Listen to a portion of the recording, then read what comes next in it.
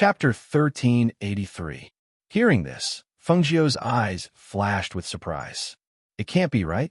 Thinking of this person's strange torture methods, she could not help but have goosebumps all over her body. Everyone would stir up trouble. Moreover, this perverted murderer's mind was so twisted that it might really be possible. No matter what, we have to capture this person and interrogate him properly. Luo Hong said as he looked at the unconscious person. I'll go find Senior Brother Lin and tell them that we've captured the person. Then, just as he was speaking, he saw the person on the ground suddenly jump up and hit him fiercely. He was caught off guard and knocked down. Ah! He cried out in alarm and fell to the ground. Before he could regain his senses, he saw the person who was tied up suddenly exert force, and the aura of spiritual power on his body burst out. Bang! With a loud sound, the thick hemp rope broke. Once the hemp rope was broken, he took out a dagger from somewhere and stabbed it at Luo Hong in front of him, causing Luo Hong to scream in fear. Ah! At the same time, he instinctively dodged and rolled to Fengjiu's side. Fengjiu also recovered at this time. Seeing the person waving the dagger at her, she immediately tried to stop him and restrain him.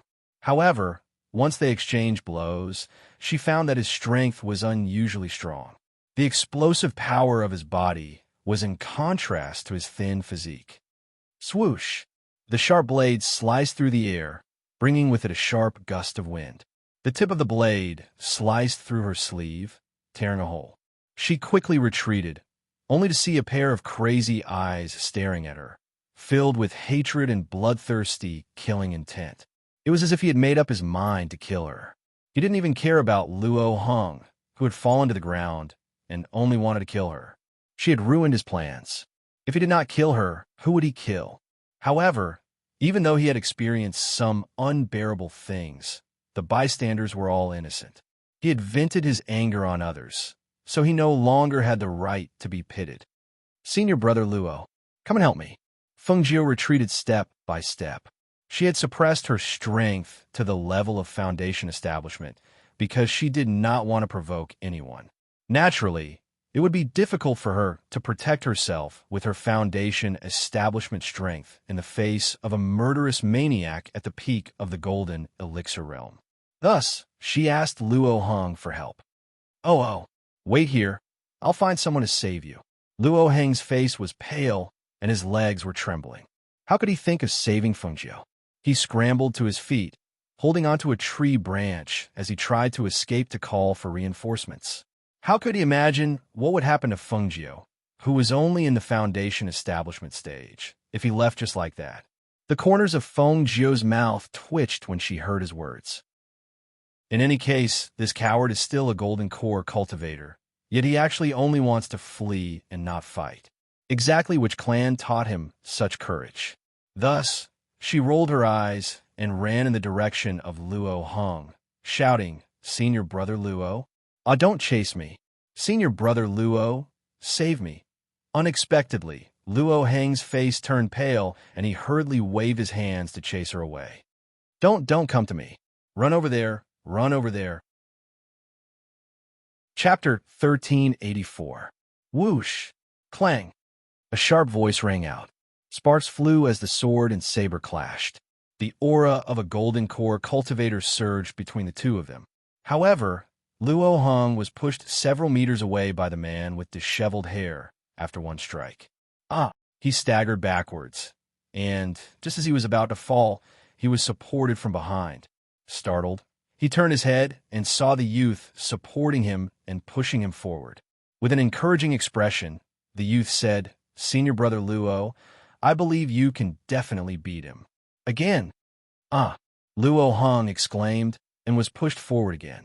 Using the momentum from the push, he waved the sword in his hand and rushed forward again. Let's fight. Whoosh. Bang, bang, bang. A sharp sword aura shot out from his sword and swept out with his slanted sword. The man leaped and dodged. The sword aura swept through the air and landed among the trees behind him, cutting down a few of them. Bang, bang. As the tree fell, the man with disheveled hair dodged Luo Hong's attack. His bloodthirsty eyes were filled with killing intent as he stared at Feng Nine. I'm going to kill you. Kill you. Seeing this, Feng Jiu's fingers moved slightly, and several silver needles were sandwiched between her fingers, shining with cold light. She did not go forward but shouted to Luo Hong, "Senior brother Luo, go, go. Capture him before senior brother Lin and the rest arrive. You'll get the first merit." Hearing this, Luo Hang's heart skipped a beat. Yes, this was the first merit. Now that they were fighting, the aura and pressure were surging. It would not be long before senior brother Lin and the rest arrive. If they arrived, how could he get the first merit? Thinking of this, he used all his strength to rush forward.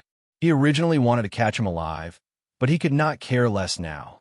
Thus, as he flew forward, he opened his other hand and threw out a large silver net. Bind! The large net came down from above, trapping the man who had rushed forward. In the next moment, it quickly tightened and tightly bound the man inside. Piercing light sword shadow.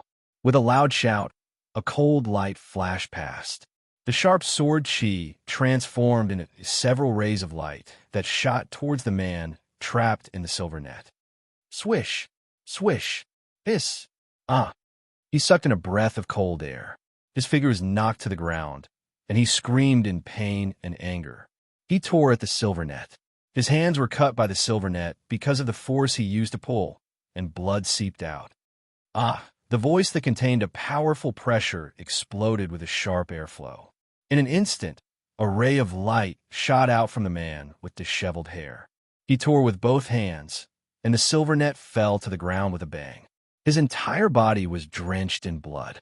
His gaze was sinister as he charged forward and viciously punched Luo Hong, who was scared silly. Ah, no!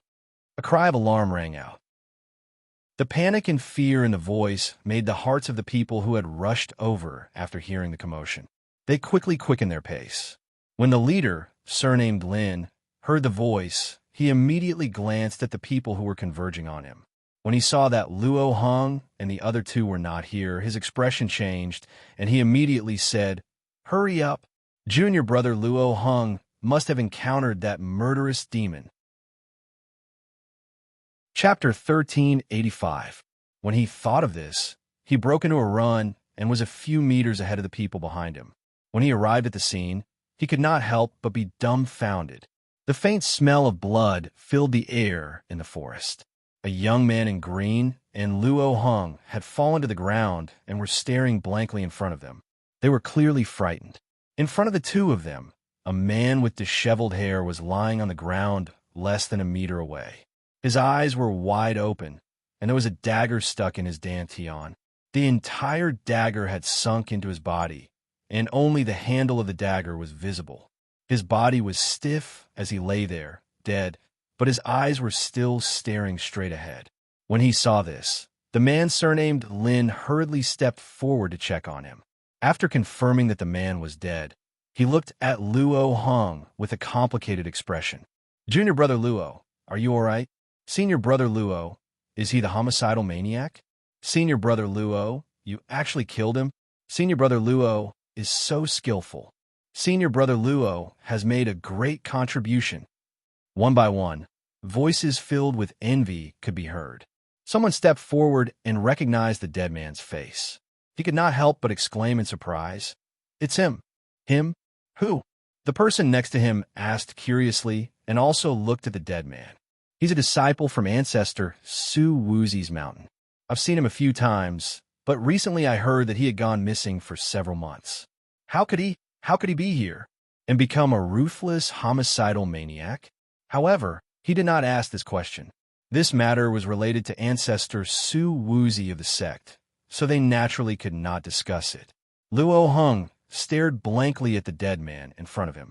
His eyes were still staring in this direction. That malicious and bloodthirsty gaze made his heart tremble. When he thought of what had just happened, a trace of confusion flashed across his eyes. How did that man die? At that time, he had seen that punch carrying a fatal and powerful air current. It had shocked him so much that he had hugged his head and cried out in alarm. Therefore, he had not seen how he had died. When he did not feel any movement for a long time, he cautiously raised his head and saw that the man had already died in front of him. He He wasn't the one who stabbed the man's dantian with the dagger. However, in this place, other than him, there was only the green-robed youth beside him and the unconscious, burly man on the ground. However, that person was unconscious and could not make a move. Then, was it the green-robed youth beside him? Thinking of this, he turned his head in a daze and stared blankly at the youth who was as pale and scared as him. Did he kill them? He looked even more scared than him. How could he have killed him? But if it wasn't him, then who was it? He clearly didn't do anything. Luo, senior brother Luo, it's fortunate that you're here. Otherwise, we'd be doomed. It took Fengjiu a while to regain his senses.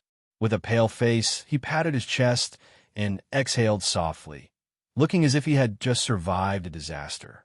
This, just as he was about to ask, he heard the green-robed youth hold his hand and say, "Senior brother Luo, thank you for saving me. You've done a great service." Hearing this, his entire body quivered. That's right, that homicidal maniac was dead, and he had made a great contribution. Chapter 1386. That's right, I made the first contribution. His eyes were bright, and his face was full of excitement. The fear and panic from before had long disappeared. You don't know this, but we followed this psychopathic murderer here and saw him about to attack that burly man. That's right, that man is still over there. He's unconscious and must have been drugged. You should wake him up first. Luo Hong said proudly as he pointed at the burly man lying on the ground not far away. He continued, "Let me tell you, this psychopathic murderer is at the peak of the golden elixir realm. I spent a lot of effort to kill him. The process was extremely dangerous. During the fight, I was almost killed by him several times. Fortunately, I reacted quickly." Fengjiu was pushed to the back by the crowd. When she saw the disciples of the Danyang sect surrounding Luo Hong and asking questions, she could not help but smile. That man was really killed by junior brother Luo? Hearing the voice beside her, Fengjiu turned her head slightly and saw that the man surnamed Lin was staring at her. She nodded yes. Fortunately, senior brother Luo was here. Otherwise, that murderer would definitely have escaped. Hearing this, the man surnamed Lin frowned slightly and seemed to be a little suspicious. However, there was no one else here. The young man in front of him was only at the foundation establishment stage. If it was not Luo Hong, who else could it be? Let's go back to the sect. All right. Luo Hong looked around, and his eyes fell on Fengjiu with joy. You haven't told us your name yet." Fengjiu heard this and grinned, raising her voice. "I'm Fengjiu." "Fengjiu? Come, Fengjiu. I'll take you up the mountain. It's only a matter of a word for you to be a handyman. Let's go." Luo Hong walked towards Fengjiu and said confidently. Obviously, he had taken responsibility for this matter. As a result, Fengjiu followed him up the mountain. The people behind him looked at each other and carried the corpse back, intending to hand it over to the sect to investigate the matter of this sect disciple becoming a homicidal maniac. With Luo Hong's protection, Fengjiu naturally entered the Danyang sect and became a handyman on the Sanyang Peak. This is where you will be staying. Remember what I told you. Odd job workers are not allowed to walk around. This Three-Yang Peak is divided into 9 levels.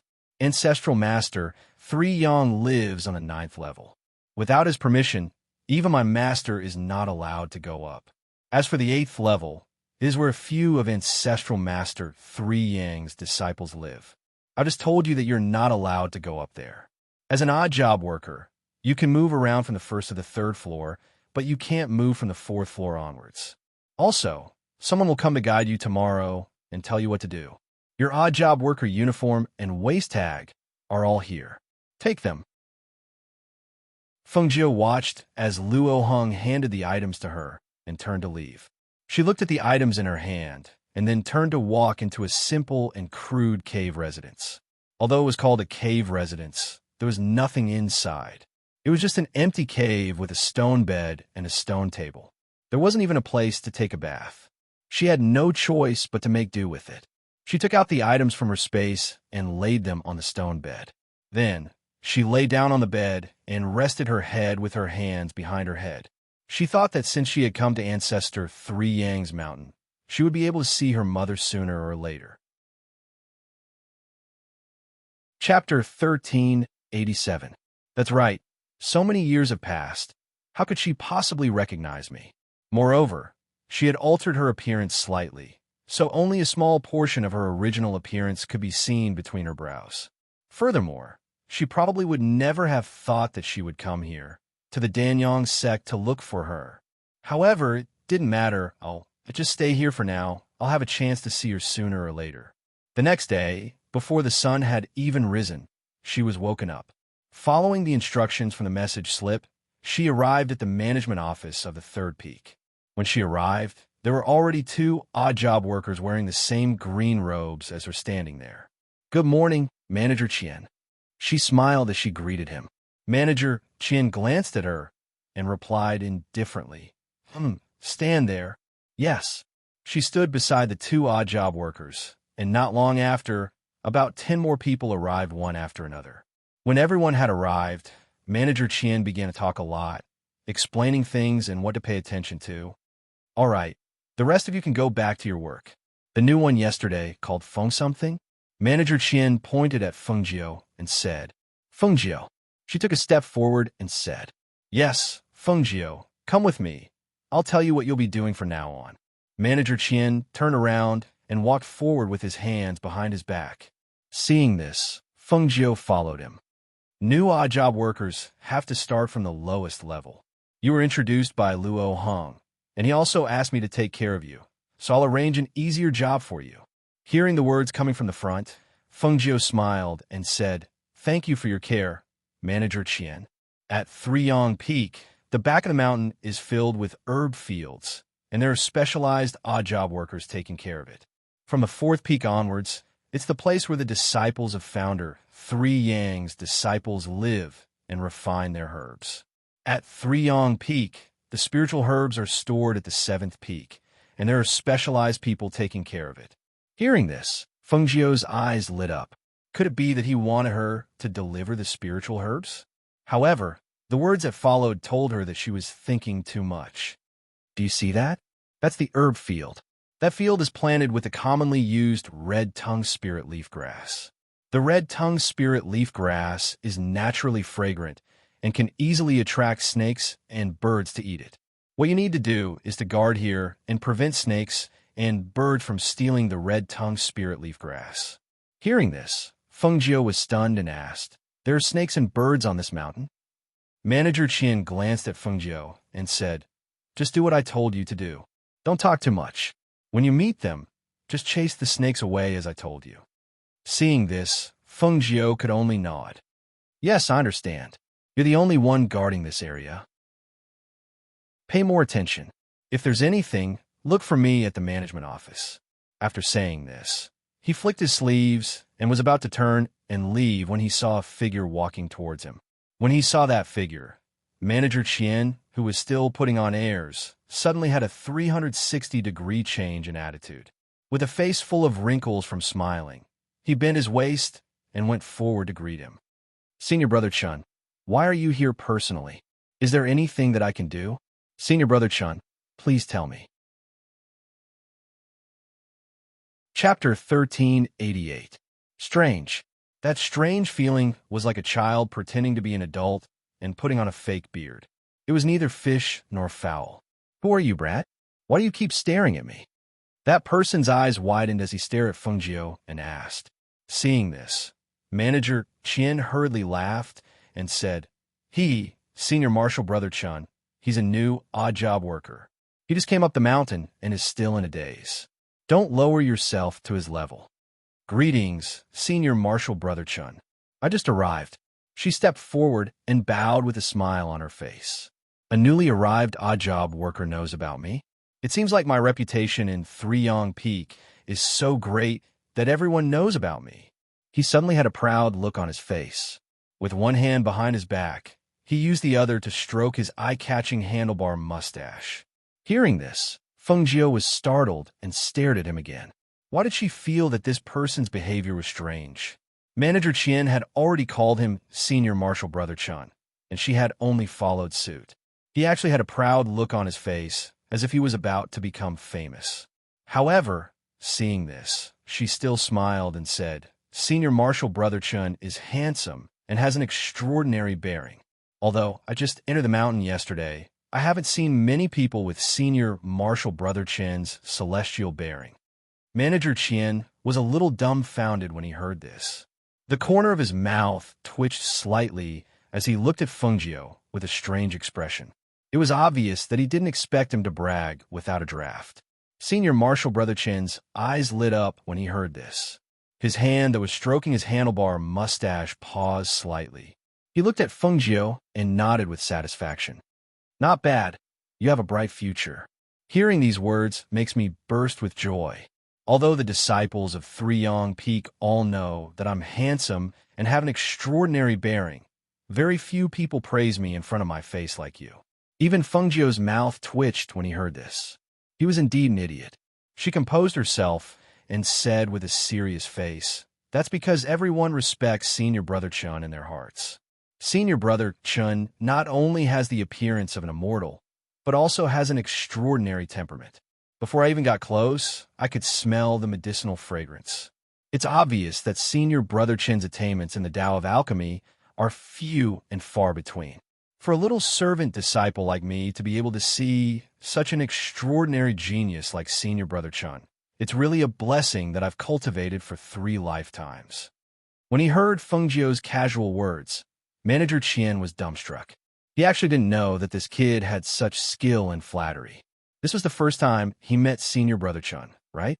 Those who didn't know would think that he already knew her. Compared to Manager Qian's dumbfounded expression, Senior Brother Chen's entire body felt light and comfortable. His mood improved and he asked, What's your name, little servant? Senior Brother Chun, my name is Fengjiu. She smiled and narrowed her eyes. Fengjiu. I'll remember it. He nodded and looked at Fengjiu with satisfaction. You're not bad at all. I'll reward you with these spirit concentration pills. As he spoke, he flicked his sleeve and a bottle of pills flew out and landed in Fengjiu's hands. Manager Qian looked on enviously from his side. He just moved his mouth and said some flattering words, and a bottle of spirit concentration pills was in his hands. Fengjiu was slightly surprised, but he still expressed his gratitude with a face full of joy and excitement. Thank you, Senior Brother Chun. Senior Brother Chun clasped his hands behind his back and raised his chin slightly. He had the appearance of an expert as he waved his hand. All right, get to work. Chapter 1389. Seeing that Senior Marshal Brother Chun had left, Manager Qian was about to lecture Fengjiu with a darkened face when he saw him stride forward and hand over the spirit concentration pill. Manager Qian, it's my first time here, and it's all thanks to Manager Qian's care. This spirit concentration pill was a gift from Senior Marshal Brother Chun, so I'll gift it to Manager Qian. Please accept my kind intentions. Hearing this, Manager Qian was startled. He glanced at Fengjiu and saw that his face was sincere without any sign of reluctance. Only then did he nod his head in satisfaction. He was very pleased in his heart, but he still pretended to decline. This is a gift from Senior Marshal Brother Chun, so you should keep it for yourself. After all, this is a spirit concentration pill, and it's not cheap to buy. Hearing this, Fengjiu said with a serious expression and admiration, I know that Manager Qian is an upright and plain-spoken person, cold on the outside but warm on the inside.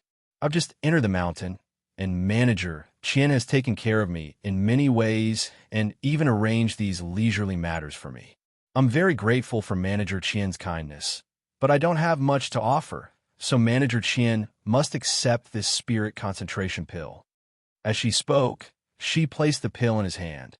Seeing his embarrassed expression, she put on a serious expression and held back her laughter. Ahem.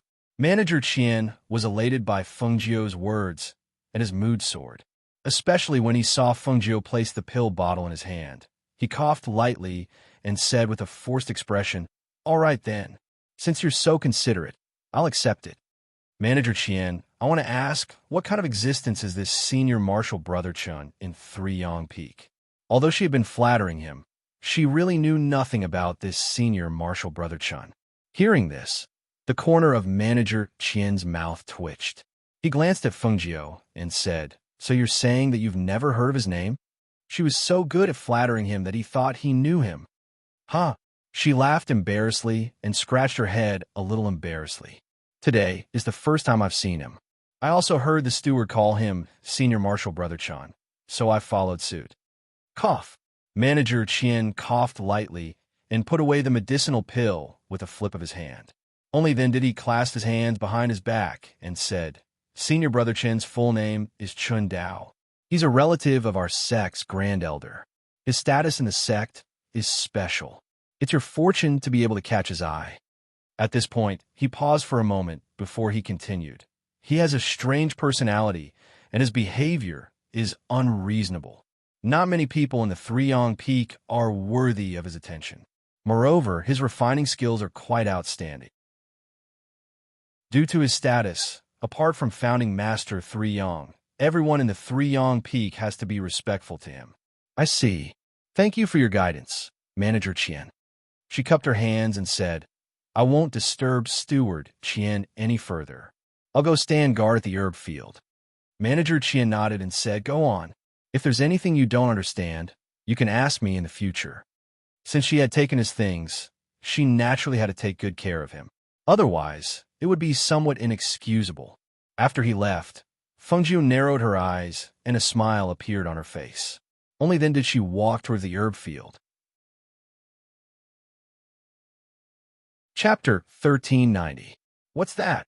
She was stunned for a moment as she saw the round thing scurrying around the spiritual herb field. She immediately rushed forward to take a look and saw that the thing with green feathers on its head was actually a chicken. A green feathered chicken? Is it chicken? She was a little dumbfounded. That thing had the body of a chicken, but the only difference was that its feathers were green. There was a green tuft on its head, and its body was also a glossy green. However, its body was as round as a balloon, and under that round body, there were 2 chicken claws. 7th level beast? The corner of her mouth twitched slightly. This was a bird and a beast, and it was a 7th level beast. Cluck, cluck, cluck. Just as she said the words 7th level beast in shock, she saw the green feathered chicken eating the red tongue spirit leaf grass raise its head and cry at her. That cluck, cluck, cluck, cluck sound in her ears was as if it was scolding her for calling it a beast.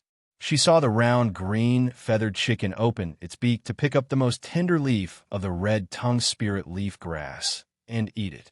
She hurriedly regained her senses and shouted sternly, "Green feathers, stop eating!" She pounced forward to grab that green feathered chicken, but who knew that with a flap of its wings, it actually flew up and leaped a few meters away. It can even fly? Is this a chicken or a bird? She looked in shock at the green feathered chicken that was spreading its wings at her in a show of force. She saw it stretch its neck and raise its head, opening its beak to pick up the tender leaf of the red tongue spirit leaf grass. "You're still eating? You really think that I can't do anything to you?" She rolled up her sleeves and stealthily approached from behind. She then pounced forward and grabbed with both hands. Cluck, cluck, cluck. Cluck, cluck, cluck. The green feathered chicken flapped its wings and flew up, raising its head and chirping loudly. Fengjiu watched as it proudly landed at another spot and began to eat the red tongue spirit leaf grass again. Seeing this, Fengjiu raised her eyebrows and the corners of her mouth curled into a malicious smile. "You're still eating? All right, you're the one who forced me to do this." As she finished speaking, she walked closer again. This time, she pretended to pounce forward but stopped at the same time. When the green feathered chicken flapped its wings and flew up, a silver needle shot out with a whoosh. Cluck, cluck. After letting out 2 chicken cries, the green feathered chicken flapped its wings and fell from midair. Fengjiu stood on her toes and leaped forward to catch it. "Haha, I still can't catch you this time." She proudly raised her chin and patted the green feathered chicken. Where her hand landed on its body, the feeling she got from it made her slightly surprised. This meat. Inexplicably, she swallowed her saliva and stared at the green feathered chicken in her hand. Her eyes lit up. If you were to eat a 7th grade beast, how different would the taste be? Cluck, cluck, cluck, cluck, cluck, cluck. the green feathered chicken raised its head and chirped, as if it was terrified. It struggled and flapped its wings in an attempt to escape. However, it was caught by Fengjiu. How could it escape just because it wanted to? Thus, Fengjiu stared at the chicken feather in his hand and murmured, "Steamed, boiled, or roasted it, or stewed it, or fried it. Which taste would be better?" Her idea was very simple. Since it was a type of animal, it was naturally edible.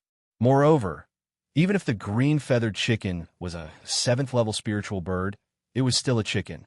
After plucking its feathers and processing it, it would only be food to fill the stomach. Chapter 1391. N? It's an egg? She blinked her eyes and looked at the struggling green feathered chicken in her hand. You have an egg? You're wearing a green hat on your head, and you're actually a female? I thought you were a male. She originally wanted to take advantage of the fact that there was no one around to deal with the chicken and eat it, but when she touched the egg in the green feathered chicken's stomach, she couldn't help but sigh. Forget it, you can go. Don't come again. If you come again, I won't let you go. She put the green feathered chicken on the ground and signaled for it to leave quickly. After all, it was a 7th-level spiritual bird. Although it didn't have spiritual wisdom like the sacred beasts, it still understood people's thoughts. At this time, seeing Fengjiu catch it and then let it go, it couldn't help but cry out. It circled around her and refused to leave. Still not leaving? Fengjiu raised her eyebrows and looked at the green feathered chicken circling around her feet. She whispered, "Are you a wild one or a free-range one? Still not leaving? If you don't leave, I'll regret it." Thinking that a pot of fragrant chicken soup was gone just like that, she sighed and found a place to sit down. She took out pastries from her space and ate them. If there was no meat, then eat pastries. Just make do. Good GG, GG. The green feathered chicken circled around Fengjiu and cried out. It stared at the pastries in her hand and refused to leave. You want to eat? Fengjiu raised her eyebrows. She crushed some pastries and put them in the palm of her hand. Eat. As soon as her voice fell, she saw the green feathered chicken stretch its neck and peck at the pastries in her hand. Every time the chicken pecked at the pastries, it brought a numb feeling to her palm. She couldn't help but withdraw her hand and reveal a smile. She fed the green feathered chicken while looking at the surrounding medicinal field. Other than this green feathered chicken that came out of nowhere, the others were quiet, and there weren't any snakes that came to make trouble. Seeing this, she narrowed her eyes and was about to doze off. However, at this time, she suddenly heard a voice. That's Fengjiu. Fengjiu? Her half-closed eyes quickly opened. Listening to the voice, it seemed to be Senior Brother Chen. Puzzled, he poked his head out to take a look. Sure enough, it was him. He quickly stood up and walked out. Senior Brother Chen, you're here. Come. Chun Dao beckoned for Fengjiu to come forward. Senior Marshal Brother Chen, what are your orders? She smiled and squinted her eyes as she stepped forward and asked. She was already planning something in her head. An alchemist would always need a pill disciple by his side. If she could follow Chun Dao and become his pill disciple, perhaps it would be easier for her to meet her mother. When I was talking to you just now, I was so happy that I forgot what I came here for. When she heard this, she was stunned for a moment. Then she smiled and asked, Then what is Senior Marshal Brother Chen doing here? Do you want fresh red tongue spirit leaf grass? You know. Chen Dao glanced at Fengjiu and smiled. That's right, I want fresh red tongue spirit leaf grass. Go get some for me. I'll wait for you here. As he spoke, he found a rock and sat down. He didn't plan to go down and pick the grass himself. Okay, Senior Marshal Brother Chen, wait a moment. I'll be right back. She turned and walked back into the medicinal field to pick the red tongue spirit leaf grass. Although dried spirit herbs could be used, some of them weren't as effective as fresh ones. The red tongue spirit leaf grass was one of those fresh spirit herbs. The fresher the spirit herb, the more effective it was. Chapter 1392. The red tongue spirit leaf grass only needed to be used by pinching the 2 grass tips from the center of the leaf. The 2 grass tips were like chicken tongues, dark red in color. To pluck them, one had to pinch them at the right juncture. This way, the spiritual energy contained within the grass tips could be locked in. This spiritual medicine was a necessary ingredient for medicines like the Vitality Recovery Pill. After about half an incense stick's worth of time, she brought the grass tips she had plucked to Chen Dao. Senior Marshal Brother Chun, have you seen enough? Chen Dao didn't explain in detail how to pinch the grass tips. He thought that this new brat would ask him if he didn't know. He didn't expect that in just half an incense stick's worth of time, he would really pinch the grass tips out. Looking at the grass tips in front of him, he carefully examined them. His expression couldn't help but change slightly. He asked, "Didn't you say you were new?" "That's right. I just came in yesterday." She grinned. Normal servants wouldn't know how to pinch the red-tongued spirit leaf grass. He looked at Feng Nine and stroked his funny mustache with one hand. There was an inquisitive look in the depths of his eyes. "Thank you for your praise, Senior Marshal Brother Chen." She smiled and said. Hearing this, Chen Dao was startled. He asked, "When did I praise you?" Senior Marshal Brother Chun said that normal servants wouldn't know. "Doesn't that prove that I'm not a normal servant?" Her eyes were filled with craftiness. She smiled and said, "When I came in, I did my homework. I've seen the great collection of spiritual medicines. That's why I know how to pinch the red-tongued spirit leaf grass tips to ensure that its medicinal effects don't dissipate." Oh, hearing this, Chen Dao's interest was piqued. "You've seen the great collection of spiritual medicines? There are many spiritual medicines in there. You've really seen and memorized them?" "Ha ha," she smiled a little embarrassedly and said, "Actually, I didn't remember much. I just remembered some and didn't remember some. This red-tongued spirit leaf grass happened to be the part that I remembered." As she spoke, she thought about it. Although guarding this medicinal field was a leisurely job, she had to stay here all the time and couldn't leave. Even walking around was a problem. That meant that she wasn't well informed. If she could change her job, seeing the sly look between the brows of the youth in front of him, that quick-wittedness, and that delicate and pretty face, he looked very likable. Now that he was answering his question, he seemed to be distracted. He couldn't help but smile and ask, "What are you thinking about?" "I was thinking that it would be great if I could change my job." Feng Jiu opened his mouth to speak, as if he had been tricked. As soon as the words left his mouth, he pretended to be shocked and covered his mouth. He blinked his eyes and looked at Chen Dao, who had a faint smile on his face, and smiled embarrassedly.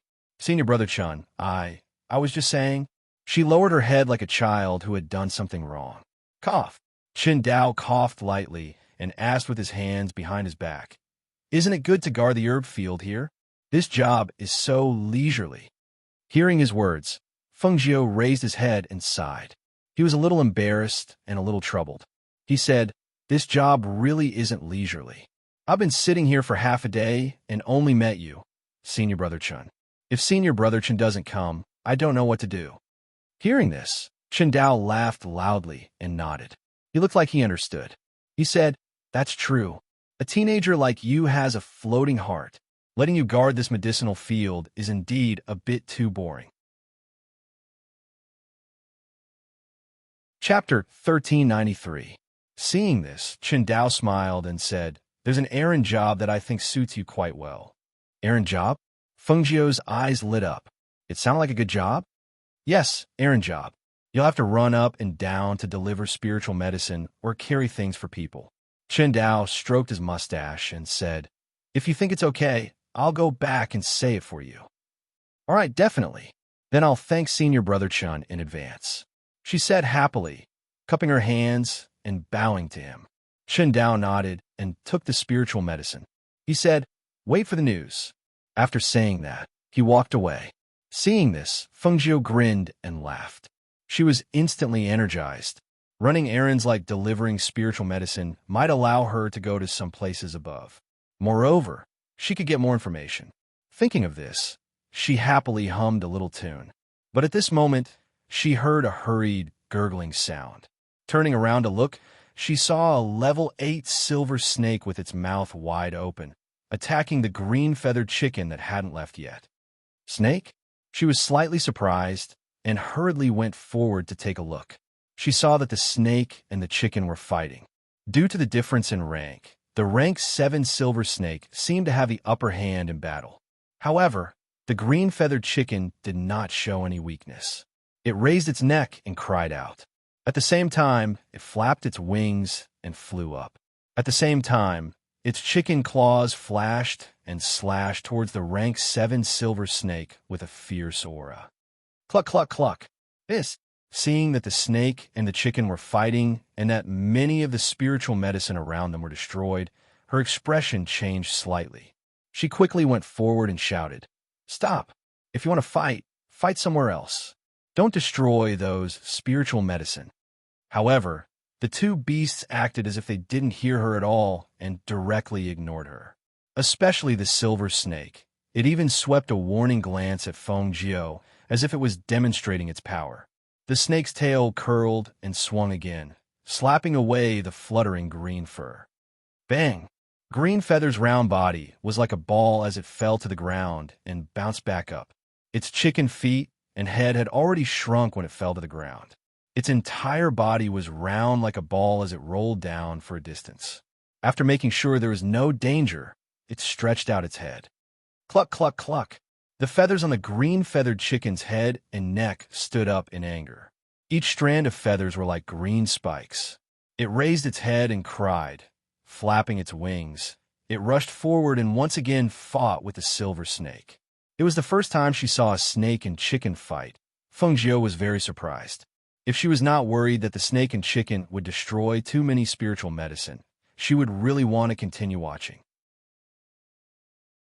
However, when she thought that green-feathered chicken still had an egg and those spiritual medicine that had been trampled on, she gave up. "You're not obedient? Fine, then you ask for it." As Feng Jiao spoke, she bent down and picked up 2 pieces of broken stones. She weighed the stones in her hand. She saw that the silver snake suddenly jumped up and opened its mouth as if it wanted to swallow the green-feathered chicken whole.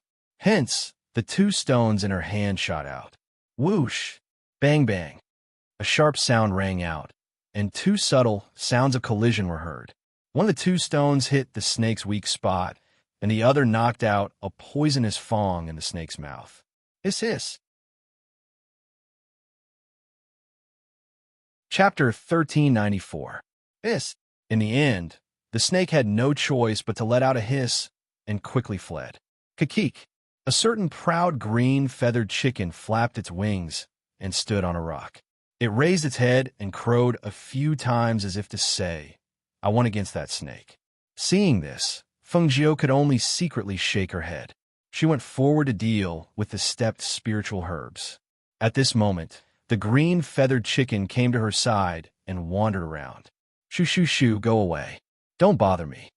She pushed the green-furred beast away, while planting the spiritual herbs that could still be straightened and cleaning up the ones that had been trampled to death. Kikik. Perhaps it knew that Feng Jiao wouldn't kill it. Hence, the green-feathered chicken circled around her and crowed. However, it didn't dare to have any ideas about the red-tongued spiritual leaf grass. A day passed in leisure. Feng Jiao was lying on a rock and taking a nap. A green-feathered chicken was squatting next to her. It stretched out its head and looked around, as if it was a sentry, paying attention to the surrounding movements. In the evening, another odd-job worker came to take over her duty. Hence, she returned to the stone cave to rest. Who would have thought that while she was walking in front, the green-furred cat was also following closely behind her with its splayed feet. Every step she took, it would also take a few steps. When its round body moved, it looked very clumsy. "Why are you following me? If you continue to follow me, be careful that I'm too hungry and stew you." Feng Jiao glanced back and warned. "Kikik." What responded to her was the excited cry of the green-feathered chicken. It folded its wings, raised its head, and swaggered behind Feng Jiao. Seeing this, Feng Jiao didn't bother about it. Not long after she returned to the cave, she heard Manager Qian's voice from outside. She walked out of the stone cave and bowed in front of Manager Qian. "Manager Qian." Manager Qian glanced at her and said, "Today, Senior Brother Chen came to find me and said that he would help you to run errands. From tomorrow onwards, you will report to the 3rd peak. There's a fatty there whose surname is Li. He'll arrange things for you. With that, he turned and left. Hearing this, Fengjiu could not help but grin. Qindao's efficiency was quite high. The next morning, she woke up early and went to the third level to report. As soon as she walked in, she heard a fat, middle-aged man scolding. These brats are getting more and more outrageous. It's already so late, and no one has come. The sun is almost at their butts, and they're all so lazy. They're not cut out for work. When Fengjiu heard this, she stopped in her tracks. She glanced at the middle-aged fatty and called out, "Is this managerly? I'm Fengjiu. Manager Qian asked me to report here." The middle-aged fatty turned around and saw the green-robed youth standing there. He grabbed a basket from the side and walked forward to stuff it into Fengjiu's hands. "Since you're here to report, send this basket of herbs to the 7th cave abode from the left on the 5th peak. And this herb, go to the 3rd cave abode on the 6th peak quickly." Oh, she was stunned for a moment, then happily responded. She took the basket and walked out. The cave abodes on the 5th and 6th peaks were all for alchemists. She could take advantage of this opportunity to take a look. She really wanted to know how good the alchemists of the Danyang sect were. Chapter 1395. Stepping into the 5th peak, the medicinal fragrance in the air became even stronger. Perhaps it was because she had arrived too early, or perhaps it was because every cave abode had set up a barrier, so she did not hear the sound of pills being refined. Instead, she could smell the medicinal fragrance that filled the air. Counting from the left, the 7th cave abode, she murmured softly, looking at the cave abodes. Finally, her gaze fell on the 7th cave abode. Walking outside, she saw an apprentice alchemist guarding it. "I'm here to deliver spirit herbs," she said, holding the basket in her hand. "Huh? Someone else?" The apprentice alchemist looked at Fengjiu in surprise. After looking her up and down, he said, "Come in." As he spoke, he led her inside to the place where the spirit herbs were placed. Walking into the cave abode, Fengjiu couldn't help but sigh in her heart. Sure enough, alchemists were treated differently. From the outside, this cave abode looked like a cave entrance, but inside, it was a different world. Moreover, there were several rooms, which should be a resting area, an alchemy room, and a bathroom. Any one of these rooms was much larger than the cave abode where she worked. After entering, she heard the sounds of alchemy in the alchemy room. There seemed to be someone muttering something wrong again, and so on. "All right, just put the spirit herbs here. I'll send them to the alchemy room later," the apprentice said, letting Fengjiu leave the spirit herbs behind. Okay. She took out the spirit herbs. Only the last one was left, and said, "Then I'll leave first. I still have to deliver spirit herbs to other places." "Go." The apprentice alchemist nodded. After watching Fengjiu leave, he tidied up the spirit herbs and brought them to the alchemy room. Fengjiu didn't immediately go to the 6th peak. Instead, she walked around the 5th peak to familiarize herself with the place. Only then did she go to the 6th peak. When she arrived at the 3rd cave abode on the 6th peak, she didn't see any alchemist standing guard outside. Thus she called out, "Is anyone here? I'm here to deliver spirit herbs." Jingjiu still didn't reply. She thought for a moment, then walked inside. However, as soon as she stepped into the cave, she saw an alchemy apprentice lying on the ground. The smell of medicine still lingered in the air. Her expression changed when she smelled the medicine, and she quickly went forward to check. Based on her physique, these medicines would not have any effect on her, but if she breathed in the smell of this medicine, she would faint at best, and her consciousness would be damaged at worst. Since this was a pill master's cave dwelling, then she should know the medicinal properties of this medicine. So how did she end up like this? Puzzled, she dragged the alchemy apprentice outside, then walked further in. When she arrived at the alchemy room, she saw another person lying on the ground. Compared to the unconscious alchemy apprentice outside, this person's body had traces of the explosion. Clearly, he had been injured by the fragments of the alchemy furnace. He was bleeding profusely, and his breathing was weak. She quickly stepped forward and moved him out of the cave so that he could breathe fresh air. Only then did she check on his physical condition. Then, She simply treated his wounds before quickly calling for help. Men, something happened. One of the alchemists is injured. She shouted as she ran. The distance between each cave residence was at least 50 meters. When she shouted, some alchemy apprentices heard her and rushed over to help. In the end, several alchemy apprentices, including her, sent the two people to the pharmacy for treatment. Chapter 1396. As an alchemist, he actually almost refined himself into a pill refinement master. This was really amazing. She shook her head inwardly, finding it unbelievable. Since he was a pill master, he should know how much to add to each pill. What time? How long would it take to refine after adding the ingredients? Even if the cauldron exploded, he should have known beforehand and had time to avoid it. She couldn't learn how to make the cauldron explode and almost get himself killed. You're the servant who delivered the pills? Suddenly, a voice sounded. She raised her head and saw an elderly man walking towards her. Yes, I'm here to deliver the pills. She stood up and replied. Very good. They were lucky to have met you today. Otherwise, they would have lost their lives if they had been delayed for another half an incense stick's time. The elderly man stroked his beard as he spoke. He looked at Fengjiu and asked suspiciously, You said the cauldron exploded? Then how did you get in? Why are you fine? Fengjiu blinked and said, What do you mean I'll be fine after going in? I didn't make the cauldron explode. Of course I'll be fine. No. What I mean is, why are you fine after smelling the medicinal fragrance? That's 7 rest grass. If used well, it can save lives.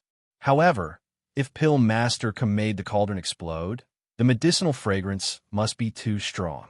Otherwise, he wouldn't have gotten himself into such a state. Even the pill apprentice who went and fainted. Oh, that, she suddenly said. That's because the medicinal fragrance had already dissipated when I went in. Furthermore, I only smelled a little bit. It should be fine. Hearing this, the elderly man nodded and said, What's your name? You saved a lot of people today. I'll get someone to record it. My name is Fengjiu. She smiled and said, Fengjiu? All right, I got it. You can go about your business. The elderly man said and gestured for Fengjiu to leave. Seeing this, Fengjiu bowed and left. She then went to the place where the pills were distributed and found the fat steward. After telling him about what happened, she took a few baskets of pills and distributed them. A busy day passed by. She used the opportunity of delivering spirit herbs as an opportunity to walk up and down and familiarize herself with the 3-yang peak. In the evening, when she was walking back with the basket, she caught a glimpse of a figure stepping on a flying sword and heading up the peak. Looking at the beautiful woman in white who was riding on the sword and standing quietly against the wind, she couldn't help but stop in her tracks and stare blankly. That face looked somewhat similar to her eyes, and that face was exactly the same as the Shangwan Wanru she had seen before. Was that her mother? She couldn't help but feel agitated. She opened her mouth and wanted to shout out loud, but her lips moved, but no sound came out. Perhaps Fengjiu's gaze was too intense. It attracted the attention of Shangwan Wanru, who was flying on her sword. She slowed down in the air and lowered her head slightly to look down. She immediately saw the young man in green. It was just a glance, but she withdrew her gaze and continued to fly. Not long after, that graceful figure disappeared from Fengjiu's sight just like that. That was her mother. She was even more beautiful in person than in the portrait. However, as she flew through the air, she brushed past her just like that. Chapter 1397. Half a month later, Fengjiu, senior brother Zhang from the 6th peak, specifically asked you to deliver the medicine. Fengjiu, deliver the medicine from the 5th peak as well. Fengjiu, you've reached the standard for your reward. You can redeem your reward when you return. Fengjiu, your green-feathered chicken is here again. Hurry up and call it over. Don't mess up the medicine that I've picked. Fengjiu, cluck, cluck, cluck. The courtyard was bustling with activity. There were the voices of the odd job workers, the voices of the stewards arranging matters, and the cluck of the chicken. But the one that was called the most was the 2 words Fengjiu. I'm coming. Don't rush me one by one. Fengjiu ran in from behind and finished a fruit in a few bites. Because she was the fastest at delivering the medicine and had never made a mistake, she even rushed to deliver the medicine that others were unwilling to deliver. Thus, in half a month's time, she got along well with everyone here. Cluck, cluck, cluck. In less than half a month's time, the green feathered chicken's body had almost doubled in size. The green feathers on its body had also become glossier. As for its egg, half a month had passed, and it still hadn't been born. However, it followed Fengjiu around all day long, so everyone knew that this green feathered chicken with a green hat was Fengjiu's spiritual bird. Green hair, can you stop making noise? It's not early in the morning. Why are you making noise? Go away, go away. I'm very busy. Don't come over and bother me. Fengjiu chased it away as she put the medicine into the basket. Cluck, cluck, cluck, cluck, cluck, cluck. Green hair flapped its wings and walked out. It didn't continue to wander around the courtyard. Fengjiu? Is Fengjiu here? Someone shouted loudly. Yes, yes, I'm here. I'm here. She waved her hand without raising her head. When the person saw that he was busy, he quickly walked forward and handed the basket in his hand to him. This is what Masters Junior Shangwan wants. Take it to the 8th summit and give it to her. Hearing this, Fengjiu, who was holding the medicinal ingredients, paused. He raised his head to look at the person who had come and asked, Martial Uncle Shangwan? Is he the last disciple of the 3 Sons Grandmaster? Look at what you're asking. Other than her, how many people in our 3-Yang Peak have the surname Shangwan? That person smiled and said, That's right, it's her. I should have sent her personally, but didn't I have to make a trip down the mountain? It just so happens that you're going to deliver the medicine, so help me deliver it while you're at it. Her medicine isn't in a hurry, so you can just deliver the rest along the way. He knew that Fengjiu was a new, odd-job disciple who had only been in the sect for half a month. However, because of his good performance and the good impression that the alchemist had of him, someone had already suggested for him to follow the alchemist as a pill apprentice. Thus, he felt more at ease with him delivering the medicine. Hearing this, Fengjiu's eyes lit up. He hurriedly took the basket. Senior Brother Gua, don't worry, don't worry. I'll definitely do this well. If there's anything like this in the future, just leave it to me. I love delivering medicine to everyone. Ah, good, good. Then I'll have to trouble you. I'll bring you something when I come back. The man with the surname Gua laughed loudly. He patted Fengjiu's shoulder and turned to leave. Chapter 1398. She first sent the spiritual herbs that she needed to use in other places to the people. After walking around a few times, she went to the 8th peak. She had been here for more than half a month, and this was the first time she had the opportunity to step into the 8th peak. Unlike other places, only a few of 3 Yangtze's disciples lived on the 8th summit. It was also because of this that outsiders were not allowed to disturb them without being summoned. As for the people who delivered the spirit herbs, they were instructed by someone to deliver them. As for her mother, during this half a month, she had heard that her mother spent very little time concocting pills. This was because she rarely gave orders for pills to be sent up. It seemed that concocting pills was not something she did every day. Since she was 3 Yangtze's last disciple, she should have taken a fancy to her talent in refining pills. However, why did she spend less time refining pills when she came here? If it was anyone else, they would definitely study the Tao of pills wholeheartedly. After all, as 3 Yangtze's last disciple, she could use the spiritual herbs she needed at will without needing to exchange for them. She walked up the stairs to the 8th peak. As soon as she stepped in, her expression changed slightly. There was a formation and barrier set up inside. When she passed through the barrier, the jade tablet on her waist flashed, allowing her to naturally walk into the barrier. If it weren't for the subtle ripples that brushed past her body like water, she would almost not have felt it. The spirit arrays were distributed around the cave residences on this layer of the mountain. Compared to the cave residences of the alchemists below, the spirit arrays here were much more powerful.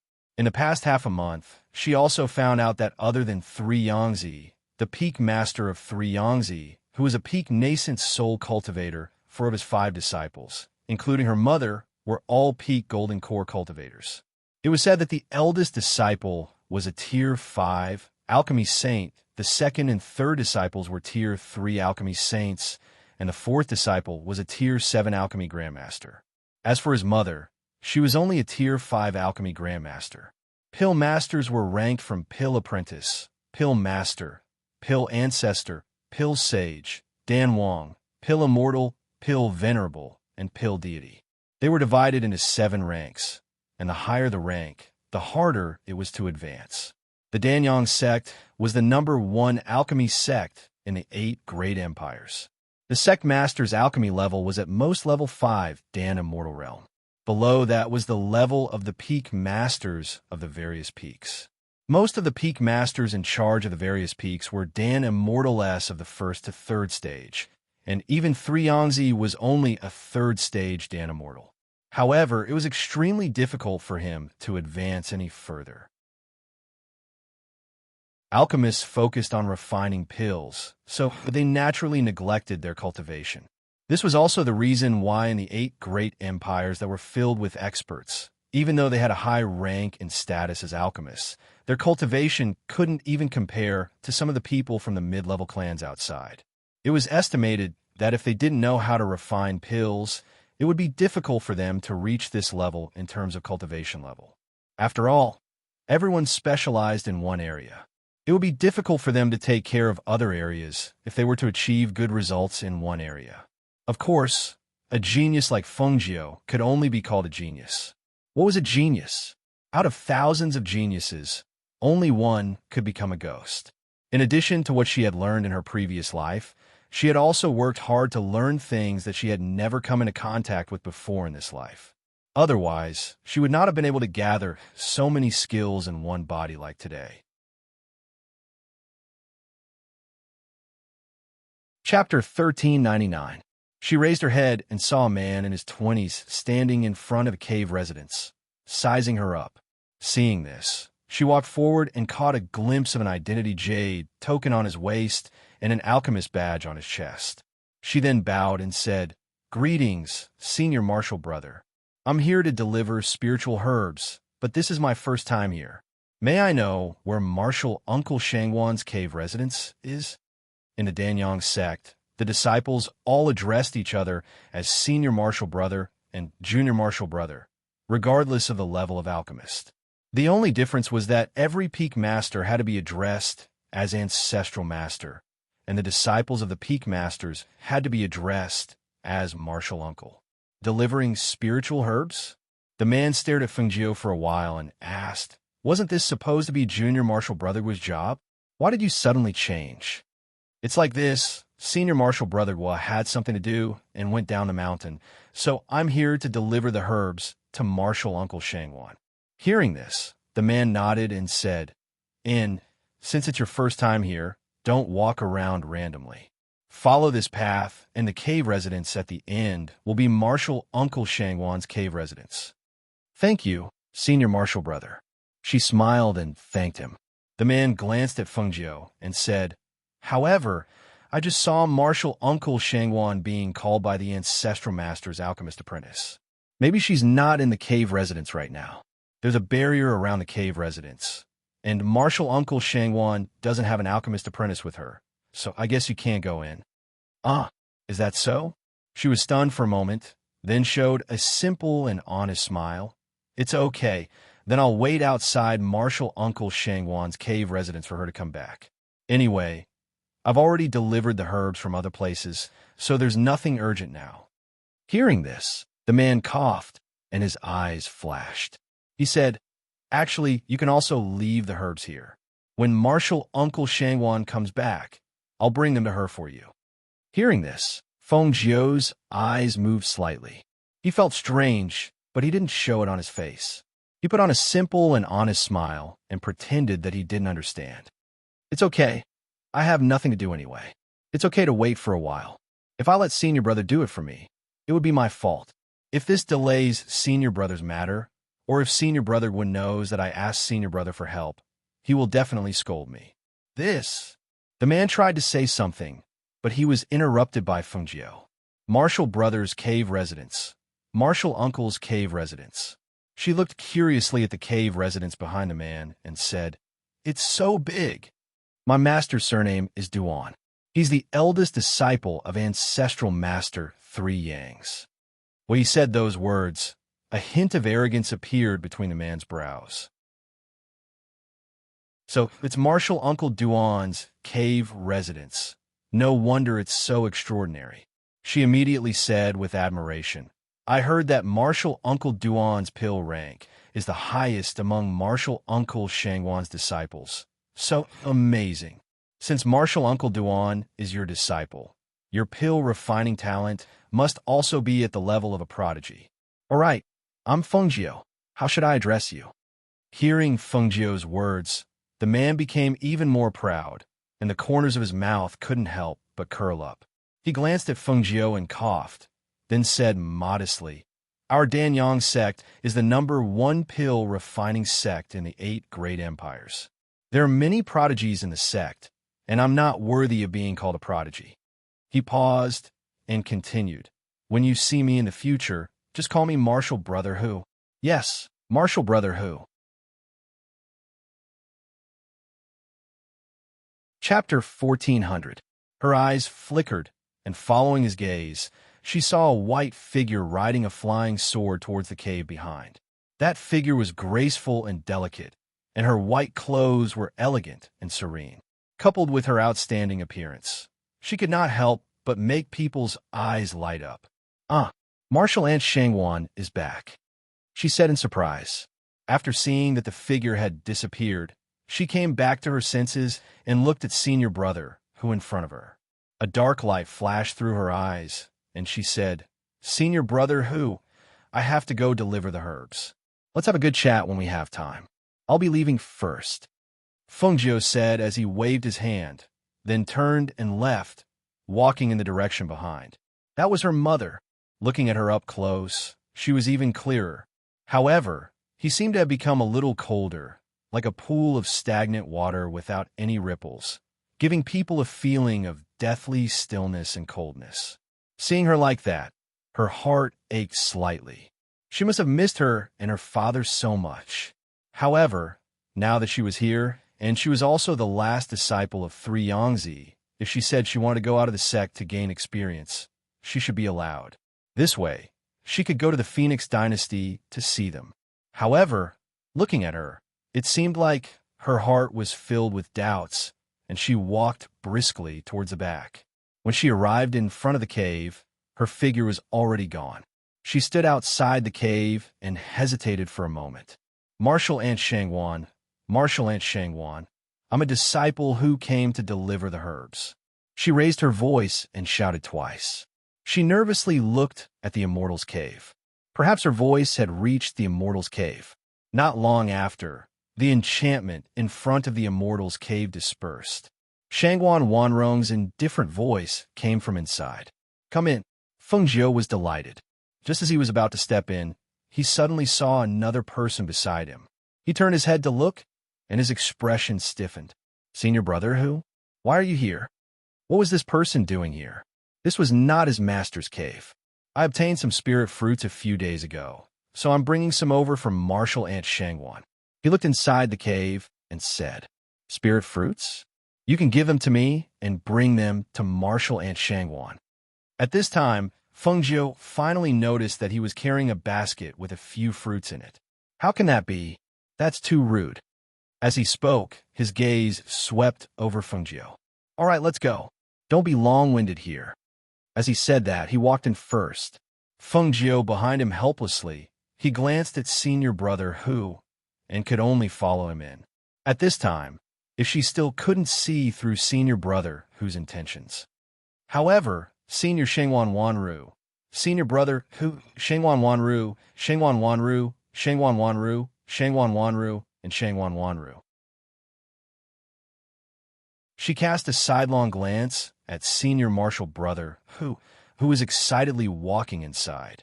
She put away her expression and walked inside with a grin on her face. When she entered the cave, she saw a white figure sitting at the stone table drinking tea. Her expression was indifferent, as if she didn't care about anything. Even when they came in, she didn't raise her eyes to look at them. She only indifferently said, Just put the spirit herbs on the shelf. Greetings, Marshal Aunt Shangwan. Senior brother who put on an act and bowed, and said with a fawning expression, Marshal Aunt Shangwan, it's me. We've met once before.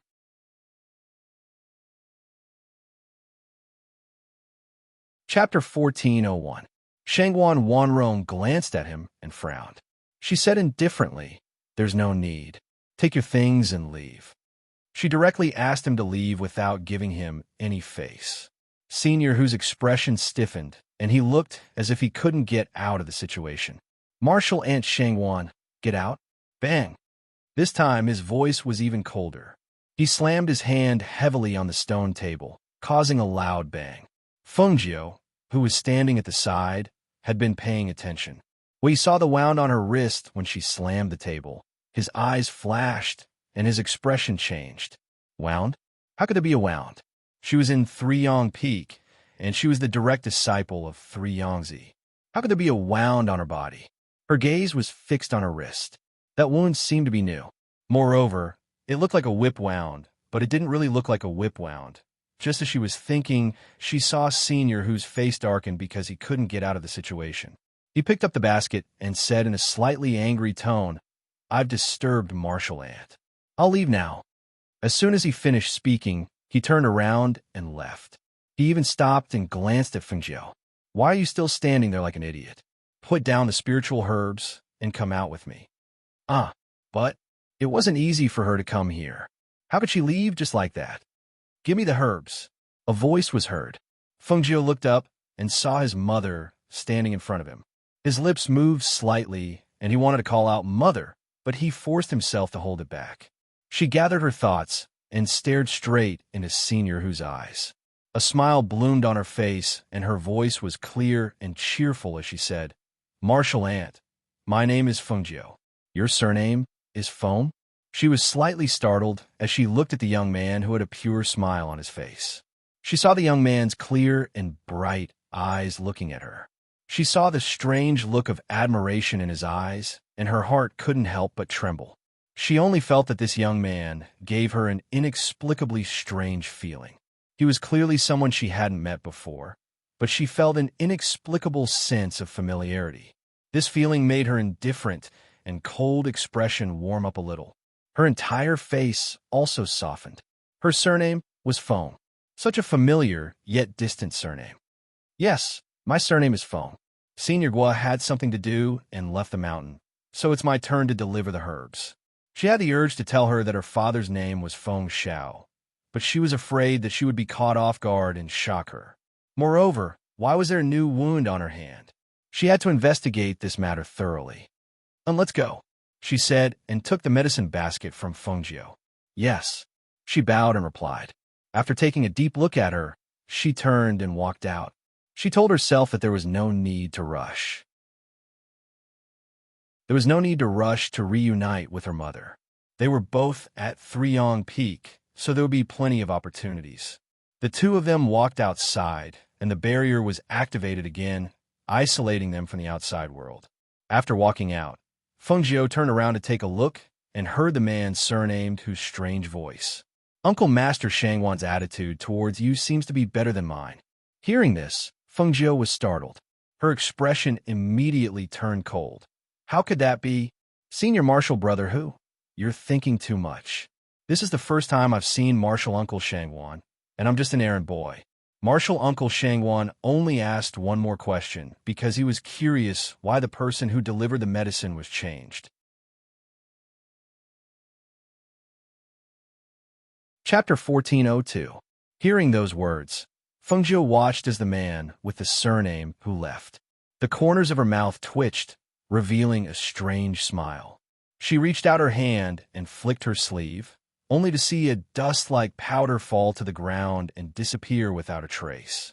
On her way back, she went to exchange for her reward, then returned to the mountain peak to deliver medicinal ingredients for everyone. Just like that, a busy day passed. In the evening, when she was on her way back to the cave residence, she saw Senior Gua, who had just returned, walking towards her with a smile. Fengjiu, thank you for delivering the medicinal ingredients for me today. Come, this is what I brought back for you. As he spoke, he handed her a basket with an oiled paper bag. Before Fengjiu opened it, she smelled the fragrance, and her eyes couldn't help but brighten. She said in surprise, "Senior Gua, is this roasted chicken?" "Ha, that's right. The people on the mountain are not greedy. You, on the other hand, don't eat the fasting pills and only like to eat these things. I can't afford those spiritual animals, but I can buy this roast chicken for you. Senior Gua, you really understand my heart. Thank you. This is really the best thing." She said happily, then asked, "Did Senior Gua just come back? Do you want to come to my place for a drink or two?" "Oh, you still have wine?" He was a little surprised. "Yes, as Senior Gua gave it to me a few days ago. There's a big jar. I didn't drink it." She grinned. "Since there's roasted chicken, it'll go well with wine. What's more, it's time to eat. If that's the case, then all right, we'll go to your place to drink. Let's go." He nodded with a smile and walked with her to the cave residence. In the cave residence, the two drank wine and ate roasted chicken at the stone table while chatting. From the initial sobriety to drunkenness, they drank a third of the jar of wine. Come, continue drinking, let's finish this cup." As Fengjiu spoke, she raised her cup and drank another mouthful of wine, then poured more wine for him. Looking at the drunk Senior Gua, Fengjiu grinned. "Gua, Senior Gua, you're drunk. How is that possible?" "I'm not drunk, not drunk. Come on, let's continue drinking." He waved his hand, but his eyes were blurry, his face was red, and his words were slurred. It was obvious that he was drunk. Seeing this, Fengjiu said casually, "Senior Martial Brother Gua, Grandmaster Three Sons really treats Martial Uncle Shangwan very well. The cave she lives in is much bigger than the one we live in." "Well, it's good to say that, but you're new here, so you don't know. The last disciple, they only talk about it verbally. There's no ceremony." And, he burped and continued, "The few of us who send the pills to the peak all know that Ancestral Master Three Sons is very strict. If he is not satisfied with the pills refined by the 5 martial uncles, he will even punish them." "Is that so? Wouldn't he be beaten if he was punished?" she said in astonishment, only to see him shaking his head drowsily. Not long after, his entire body fell to the ground. "Senior Martial Brother Gua?" she called out and pushed him. Seeing that he had fallen asleep, she could only sigh and let him sleep. Chapter 14:03. The next morning, Fengjiu went to work because Senior Guo was still hungover. As soon as she entered the courtyard, the fat manager greeted her with a smile. "I knew you'd be the first one to come. Come here, come here."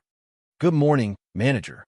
She stepped forward with an obedient look and bowed respectfully. Then, she looked at the fat manager with a smile. "All right, you went to the 8th summit yesterday. Here, this is the spiritual medicine that the 8th summit's Martial Uncle Duan needs. Go get it and quickly send it to him." He handed a piece of paper with the spiritual medicine written on it to Fengjiu. When Fengjiu heard this, she happily replied, "All right." She could go to the 8th summit early in the morning and see if she could meet her mother. Thinking about this, she looked at the fat manager who had turned around to do other things. Her eyes flashed as she went forward and said, "Manager, let me deliver all the spiritual medicine on the 8th summit in the future. I can take over everyone else's work. This way, the other senior brothers won't have to be so busy." Hearing this, the fat manager paused for a moment and turned around to look at him. He nodded. "That's fine too. Although you haven't been here for long, you haven't made any mistakes. Especially when the Uncle Masters of the 8th Summit want to use medicine, you can't make any mistakes. All right then, from now on, you'll only be in charge of the spiritual medicine on the 8th Summit." "Thank you, manager." She happily thanked him. The fat manager smiled and didn't mind. From the 3rd Summit to the 8th Summit, there were times when they had to go back and forth. The other servants would sometimes complain that it was too tiring to go up and down. This kid, on the other hand, was very happy. After the manager left, Fengjiu hummed a little tune as she went to get the spiritual medicine. She placed the spiritual medicine in the basket and checked it again. After confirming that there were no mistakes, she went to the 8th Summit. She arrived at the first cave abode on the 8th Summit with great familiarity. She shouted from outside and saw a senior brother who from yesterday walk out with an ugly expression. When she saw him, her eyes flickered and the corners of her lips curled up. "Good morning, Senior Who. You're really diligent.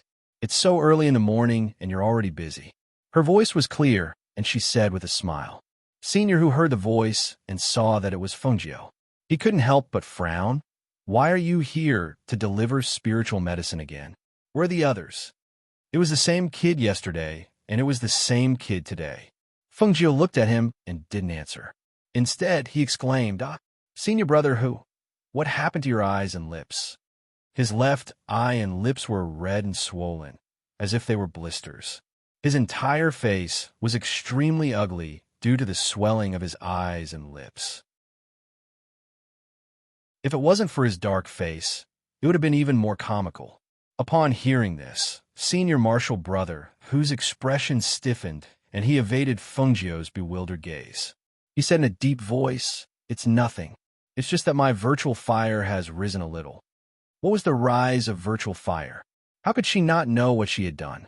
It was clearly a flare-up of heat toxins, and it would have swollen for at least 10 days. It was impossible for him to recover after 10 days of pain. Who told him to keep looking around? If he didn't teach him a lesson, he wouldn't know his place. Although she thought this in her heart, her face was full of admiration.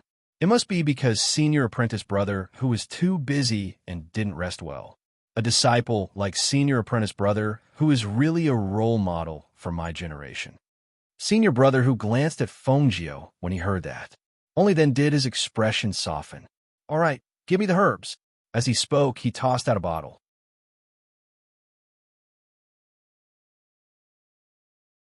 Chapter 1404. Fengjiu took it and thanked him happily. "Thank you, Senior Brother Who. Go ahead." He waved his hand and signaled for Fengjiu to leave. "I'll take my leave first."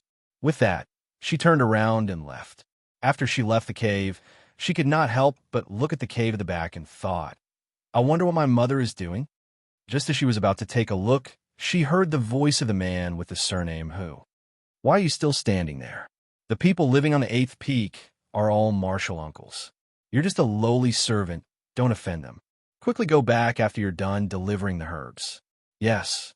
She raised her voice in response before walking away.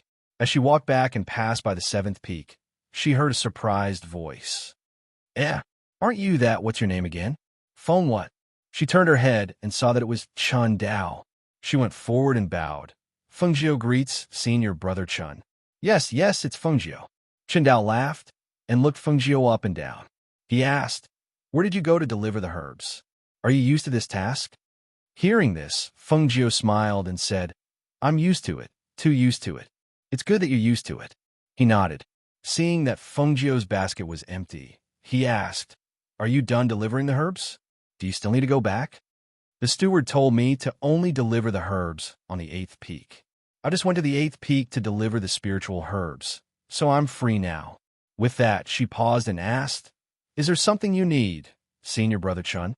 He nodded and said, "Since you're free, come with me to pick some spiritual herbs." As soon as he finished speaking, he strode forward and motioned for Fengjiu to follow him. Seeing this, Fengjiu did not ask and followed him. When she saw that he had walked out of Three Yang Peak and went from the back of Three Yang Peak to the back of another peak, she curiously asked, "Senior Brother Chun, where are we going to pick the spiritual herbs? Are we walking on the back mountain path?" Why did she feel like she was sneaking around? "Don't ask so many questions. Just follow me." He didn't even turn his head as he continued to walk along the path. Seeing this, and thinking about the evaluation of Chun Dao in the peak, she suddenly felt like she had been led astray. Could it be that this fellow was thinking of bringing her along to do something bad? Thinking of this, she clutched her stomach and cried, "Ouch!" Chun Dao, who was in front, heard the noise behind him. He turned around and asked, "What's wrong?" "Senior Chun, my stomach hurts. Can I—" Before he could finish his words, he was interrupted. "Your stomach hurts? Why don't you settle it here, and I'll wait for you in front." Settle on the spot. Fengjiu was speechless as the corners of her mouth twitched. Seeing him staring at her with a faint smile, she sighed in her heart and said helplessly, Well, there's no need. No need? Really? Don't you have a stomachache? It's okay. Anyway, it's still early. I can wait for you. As he spoke, he stroked his funny mustache. There's really no need. It doesn't seem to hurt anymore, she said embarrassedly. All right then. But if you have a stomachache or something else and want to go back first, you can tell me. I can help you settle it.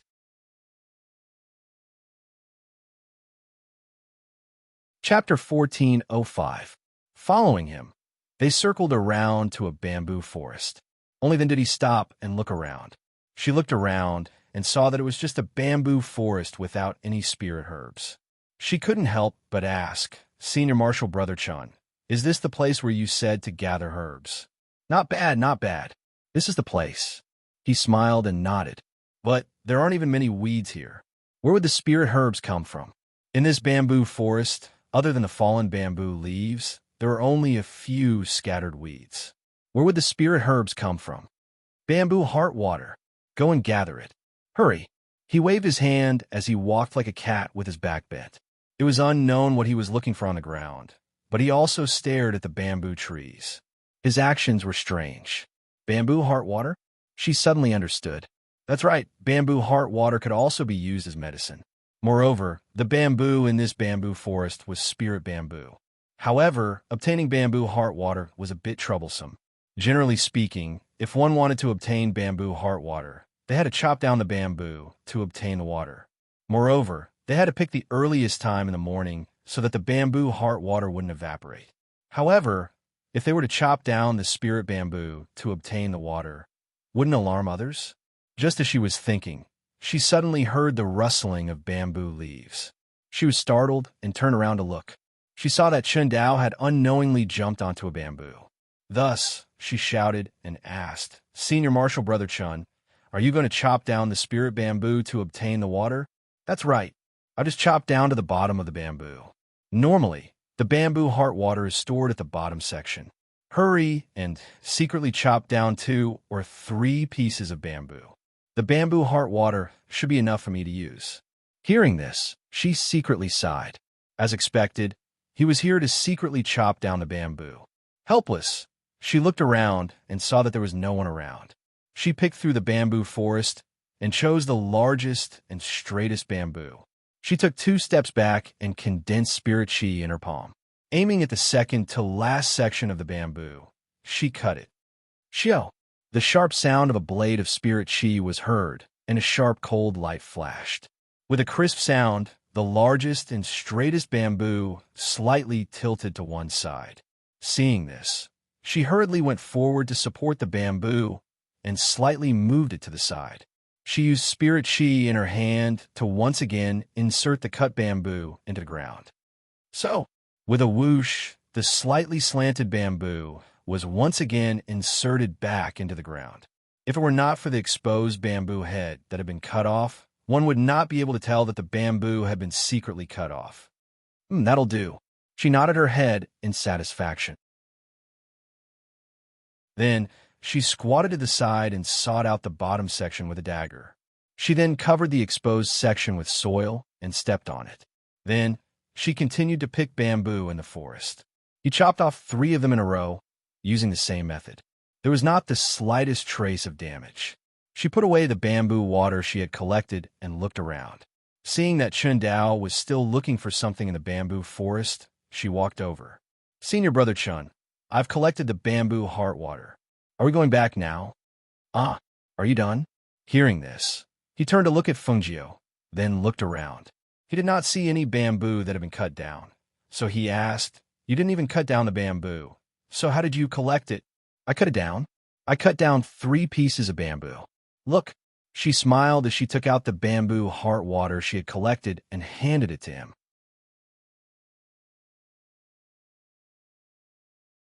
Chapter 14:06. I was worried that if the bamboo fell to the ground, it would cause too much of a commotion and people would find out that we were secretly cutting the spirit bamboo. So you planted it back. However, I don't think it will survive, she said rather helplessly. Taking only the bamboo heart water from a stalk of spirit bamboo was really a waste. Hearing this, Chun Dao was a little surprised. He looked around and didn't see anything different, so he asked, "Where did you cut it?" "I'll go take a look." "Over here." Feng Jiao could only bring him over and pointed to him. "Just these few stalks." Chen Dao took a look and was stunned for a moment. Then he laughed out loud. "Not bad, not bad. Why didn't I think of this method before? I really didn't misjudge you. Letting you come with me was the right choice. This way, they won't know that we're secretly cutting the spirit bamboo, huh?" Feng Jiao smiled embarrassedly and asked, "Senior Brother Chun, the bamboo heart water has been taken. Do you want it back? What's the rush? Since you're here, your senior brother naturally has to bring you something good.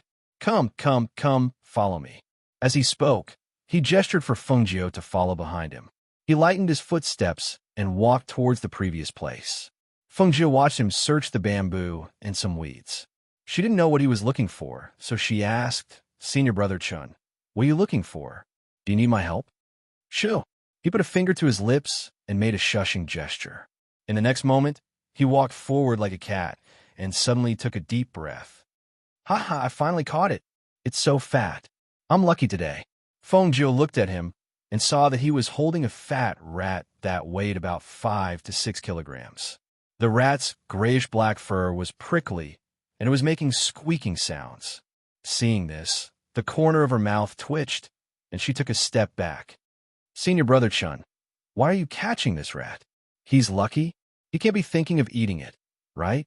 However, when she looked carefully, she realized that it wasn't a normal rat, but a bamboo spirit rat that fed on spirit bamboo. "What rat? This isn't a rat. This is a bamboo spirit rat. It's very nourishing, you know? Moreover, this bamboo spirit rat meat is extremely delicious, and it's even better when roasted. You haven't eaten it before, but you'll know once you try it." He looked very excited and said excitedly, "In the entire Danyang sect, only this spiritual bamboo forest has bamboo spirit rats. If you want to eat bamboo spirit rats, you have to come to this spiritual bamboo forest. However, bamboo spirit rats are not easy to catch. You see, it took me a long time to catch one." As he spoke, he weighed the bamboo spirit rat in his hand and chuckled. "It's at least 5 to 6 caddies. It looks quite fat, so it should be enough for both of us to eat." Hearing this, the corner of her mouth twitched. All right, let's hurry up and find another place to roast this thing and eat it." He looked around and walked back. "It's getting late. Although there's no one guarding this bamboo forest, if we roast something here, we'll definitely be discovered once the smoke rises. Let's go back to our territory." Therefore, Feng Jiao was brought to another place just like this. When she came empty-handed, but when she left, she collected 3 tubes of bamboo heart water and even caught a big fat bamboo spirit rat. She could be considered to have returned from a rewarding journey.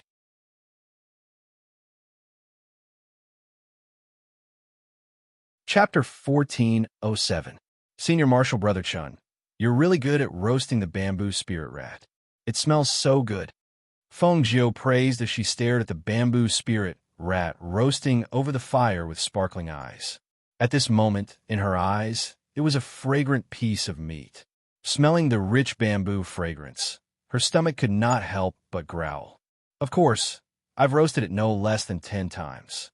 Smelling the fragrance of the meat, he stroked his funny mustache. Seeing that it was almost done roasting, he sprinkled some seasoning on it before taking it down and placing it on the big leaf. Come, have a taste. This thing is not easy to catch." He cut a piece and handed it to Feng Jiao. He also cut a piece for himself to eat. Then, he took out wine from his chinkoan bag and asked, "Do you want to drink some?" Feng Jiao shook her head. "I'm not drinking. I have to go back and take a look later. I can't drink." Hearing this, Chen Dao did not force her. He only said, "I heard that a pill master wants you to become a pill disciple. Why didn't you go? Being a pill disciple is much better than being an errand boy." She took a bite of the meat. The tender, smooth, and fragrant taste made her eyes light up. She had a look of enjoyment on her face as she ate and said, "I can run around as an errand boy. It's more comfortable. I like it." "Since you like to run around so much, have you signed up for the herb gathering training team in the sect's mystic realm in a month?" However, after saying this, he glanced at her and patted his forehead. Look at my memory. You're only at the foundation establishment stage. That's something that only golden core cultivators can sign up for. However, if you beg me, I can take you along." As he spoke, he stroked his mustache and glanced at Fengjiu from the corner of his eyes. Hearing this, Fengjiu was stunned for a moment before she smiled. "Thank you for your kindness, Senior Martial Brother Chen. However, I still have to deliver spiritual herbs to the martial uncles of the 8th Peak. I won't be going to this herb gathering training team." "Oh, you run around all day, but you don't know that the 5 disciples of Ancestral Master 3 Yangs will be going together this time? This is an order personally given by Ancestral Master 3 Yangs." "That's right. How would a mere errand boy like you know about this?" Fengjiu was stunned for a moment. "The 5 martial uncles will be going together? Then wouldn't Martial Uncle Shangwan go with him? Was this experiential learning dangerous? I seem to have heard that Martial Uncle Shangwan's cultivation isn't very high." Upon hearing this, Chen Dao glanced at Fengjiu. "You seem to be paying special attention to this Uncle Master Shangwan?" Fengjiu smiled embarrassedly. "That's because Grandmaster 3 Sons only has 1 female disciple, and she's so beautiful. Ha. I didn't expect you to be someone who likes beauty. But for a woman who isn't strong, a beautiful face is a disaster." He shook his head and sighed. Fengjiu's eyes flashed when he heard this. "How could that be? Martial Uncle Shangwan is the last disciple of Ancestral Master 3 Yangs. With such a strong background, who would dare to touch her? A woman's beauty will easily attract the attention of men and make them jealous. Do you think that Ancestral Master 3 Yang's disciples are all people who don't get close to women? 9 out of 10 men are lustful. It just so happens that I'm the 10th one." Upon hearing this, Fengjiu fell silent.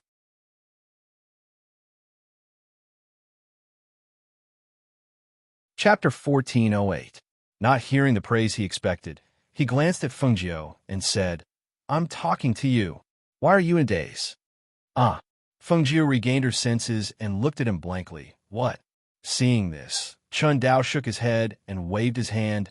Nothing, continue to be in a daze. I'll eat meat." Saying that, he ignored him and picked up the bamboo spirit rat meat and ate in big bites. "Senior Brother Chun, I suddenly remember that I have something to do, so I'll take my leave first. Next time, I'll look for you for a drink." Saying that, she stood up and patted her clothes to let the barbecued meat smell on her body dissipate. Go. He didn't even raise his head as he said. Fengjiu bowed and left. She didn't leave the 7th summit, but headed towards Luo Heng's cave dwelling. "Senior Brother Luo? Senior Brother Luo?" She shouted a few times in front of Luo Heng's cave dwelling, and not long after, she saw a sleepy Luo Heng walking out. "Fengjiu, it's you. Come in.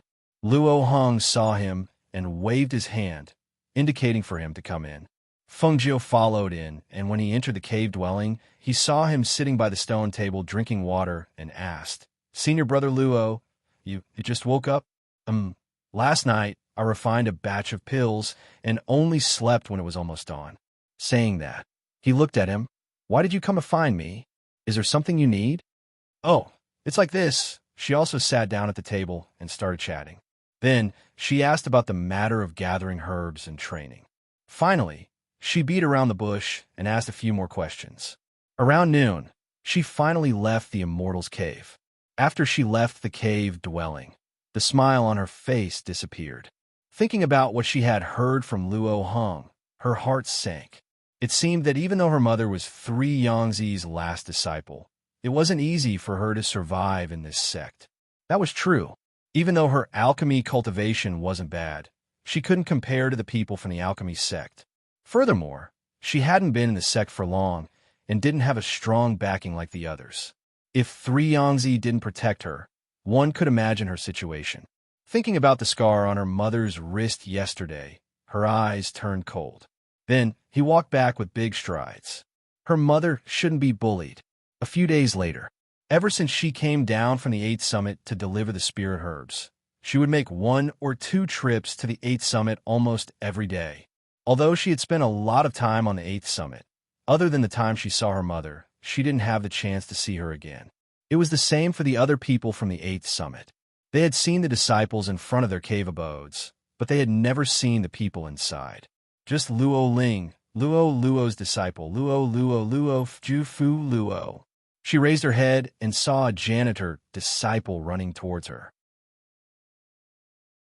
She asked, "What's the matter? Have you finished sending the herbs to the eighth summit?" The disciple asked. I just finished and was about to go back." Luo nodded. "Oh, I see. Then come with me. Someone's looking for you." As he spoke, he led the way and asked Fengjiu to follow him. Seeing this, Fengjiu didn't say much and followed him all the way to a medicinal field at the back of the seventh summit. Luo saw that the disciple leading the way had stopped. She asked curiously, "Who's looking for me?"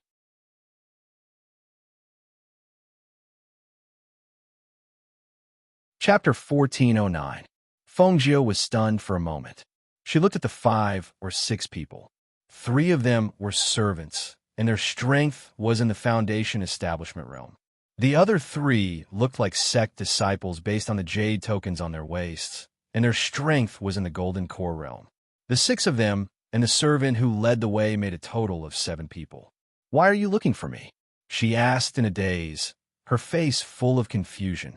One of them stepped forward and pushed her. "Brat, did you take on all the jobs on the 8th peak?" Fengjiu stumbled back, but her foot was tripped by another person's outstretched leg. She let out a cry of surprise and fell to the ground, looking at the 7 people surrounding her in shock. "Why are you bullying me?"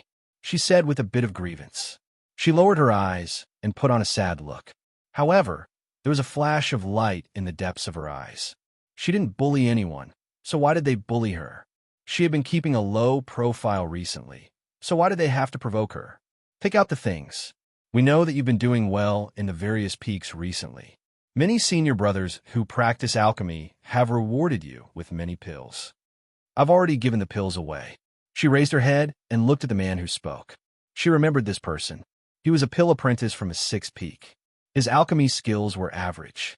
It was said that he had been in the sect for many years, but he couldn't even pass the alchemy test. "You gave it away? Huh. Who are you trying to fool? You're just an errand boy. Even if you gave away the pills, you would keep some for yourself. It's impossible for you to give them all away." He sneered and looked at Fengjiu, who was sitting on the ground with his arms crossed. He said impatiently, "Hurry up and take out the pills.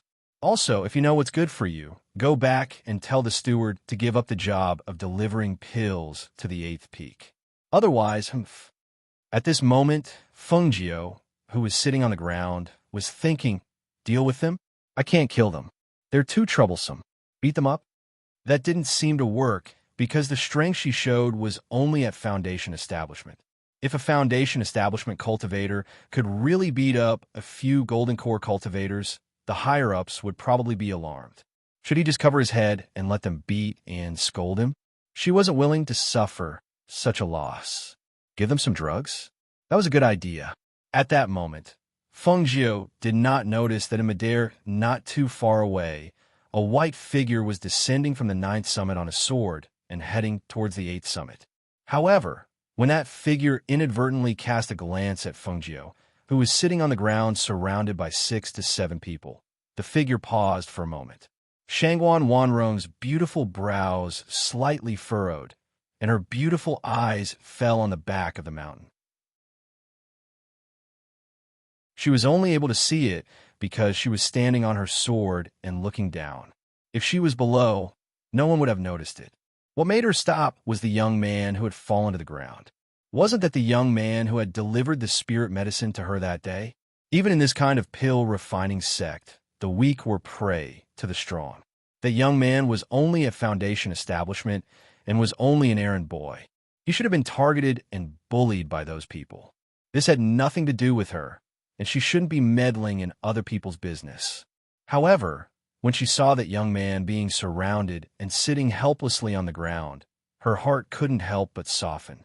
She couldn't help but sigh softly. He's still just a child.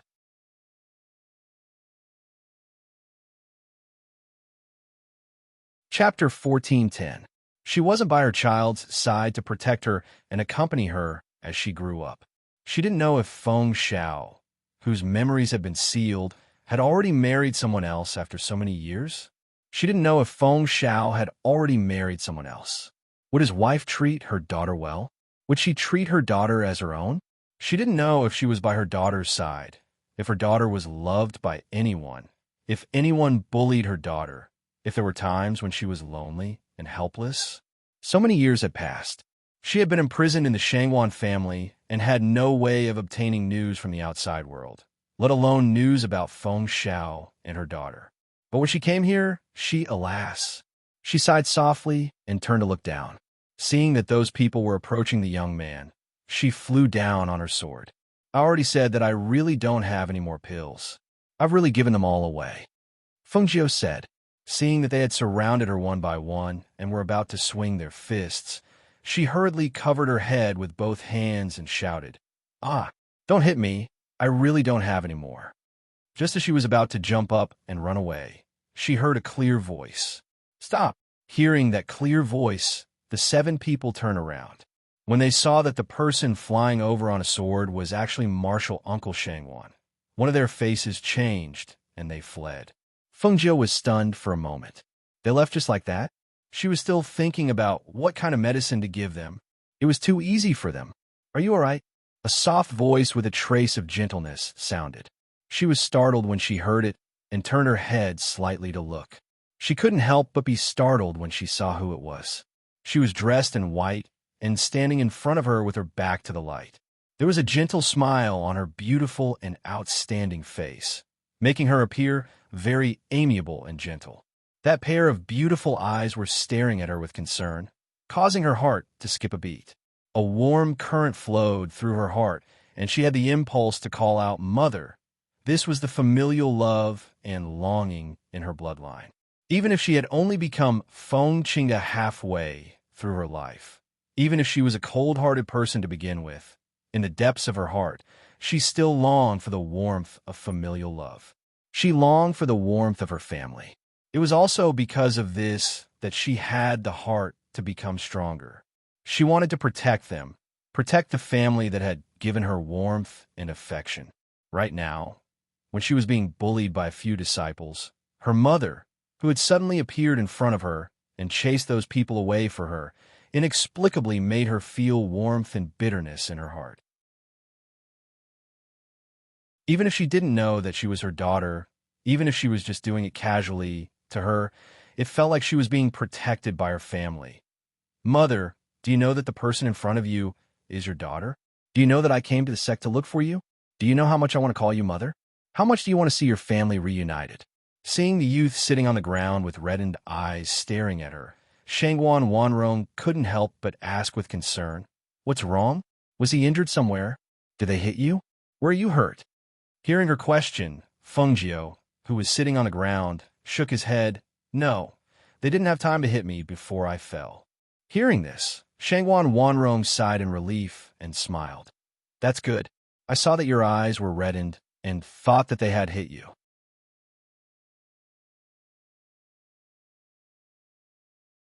Chapter 14:11. Hearing this, Shangwan Wanrong couldn't help but stare blankly.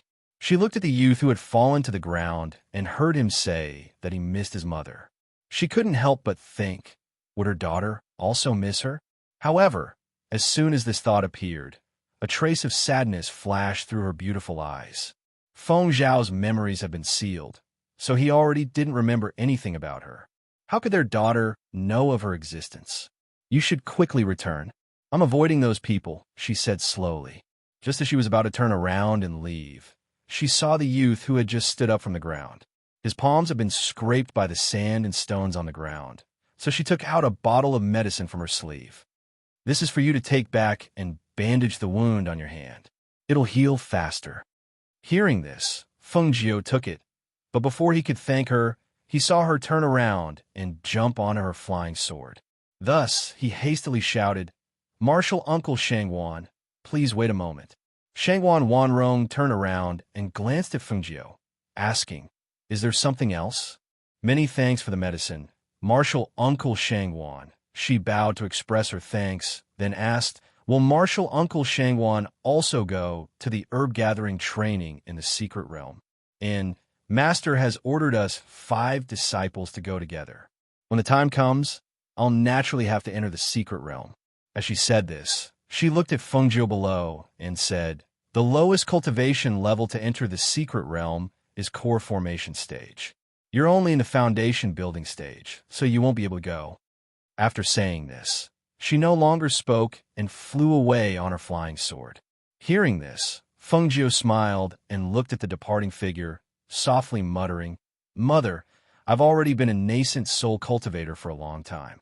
In the following days, she continued to deliver elixirs to the 8th summit as usual. If the 8th summit didn't need them, she would go to Chun Dao. Compared to other alchemists who were busy preparing for the mystic territory, Chun Dao still slept until noon every day. He would only start refining pills when he was in the mood. Occasionally, when he was in a good mood, he would even invite Fengjiu to drink together in the evening. When he got to know Fengjiu, he did not look down on him because Fengjiu was an odd job worker or an errand boy. It was only because they got along well with each other, and he saw that Fengjiu, this junior, had a crafty, straightforward, and interesting temperament. Most of the time, when he could help, he would lend a helping hand. Take this trip to the secret realm, for example. That evening, Fengjiu secretly caught a bamboo spirit beast. After roasting it, he brought it to Chun Dao's cave. Senior Brother Chun? Senior Brother Chun? Look at what good stuff I brought, she shouted outside the cave. Chun Dao, who was inside, heard her and opened the enchantment. Come in. Seeing that the enchantment was opened, Fengjiu quickly walked in. The moment he entered, he saw Chun Dao, who was filling bottles and jars, take a deep breath. He raised his head and looked at Fengjiu with bright eyes. Isn't this the fragrance of the bamboo spirit meat? It's also emitting the fragrance of bamboo. Brat, did you secretly catch a bamboo spirit rat again? Fengjiu laughed slyly. I was thinking that we're going to enter the mystic territory tomorrow, so I caught another one. So I went to catch another one. Look, I've just finished roasting it. It's still hot. Not bad, not bad. This is to my liking. He nodded approvingly and stroked his mustache. Then he said, take a seat first. I'll come and drink after I'm done. Okay, she answered and opened the wrapped roasted meat. Then she sat at the table and waited for him. Not long after, she saw a small bag placed in front of her.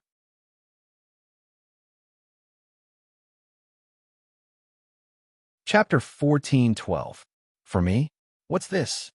She looked at him in surprise. When she opened it, she saw that there were 7 or 8 bottles in the small bundle. Written on them were things like blood-staunching powder, poison cleansing pill, spirit condensing pill, and so on. Seeing these things, her heart slightly moved. This is all for me. If these things were to be sold outside, they would be worth a lot of money. He gave them to her so casually. And these are for you. This secret realm isn't just a medicinal realm, because there are top-grade spiritual herbs and some extremely rare spiritual herbs inside. There will be some spiritual beasts guarding it to prevent any injuries. When you go back, put these things into your Chinquan bag and carry them with you, just in case you need them. But these things are too precious. Hearing this, he laughed. What precious or not? I'm an alchemist. I can refine any pill I want. These things are nothing. Take them. Don't be so polite with me. Seeing this, her expression turned solemn. She stood up and cupped her hands in greeting. Thank you, Senior Marshal Brother. Although it was easy for him to get these things, it wasn't easy for him to give them away. Fengjiu would remember this kindness. All right, quickly sit down and eat. This meat won't taste good when it's cold. He waved his hand as he spoke. He took out some wine and said, You can't wake up late tomorrow morning. This secret realm won't wait for anyone. Hearing this, Fengjiu smiled. Yes, I know. Ever since I entered the sect, I've been waking up early every day.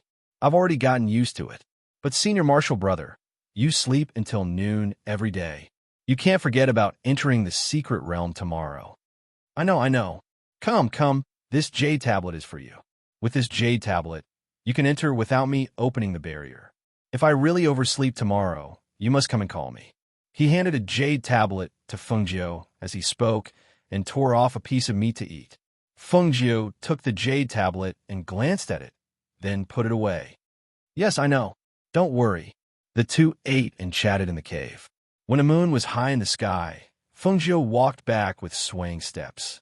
As he walked, he hummed a little tune. He was in a very good mood. However, when she arrived at the path leading to the bottom of the seventh summit, her footsteps paused, and she could not help but glance at the eighth summit. What was her mother doing at this time? As he thought about it, he looked to his left and right. When he saw that there was no one around, he retracted his aura and charged towards the eighth summit. She was already extremely familiar with the barriers and runes of the eighth summit. She easily avoided them, and without alerting anyone, she arrived at her mother's cave abode and sat on a tree not too far away. The lush leaves covered the night sky.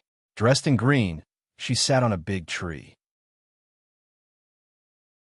Her aura did not leak out at all, as if she had become one with the tree. She leaned against the tree and looked at the cave abode with narrowed eyes. After looking at it for a while, she still could not see anything. As a result, she yawned and closed her eyes, preparing to sleep there. However, not long after she closed her eyes, she suddenly heard some noise. She opened her eyes and saw that the barrier to the cave abode had opened. A woman dressed in white walked out. It was her mother. It was already so late. Where's she going? She was slightly startled. When she saw her mother slowly walking forward, she could not help but pause and follow behind her.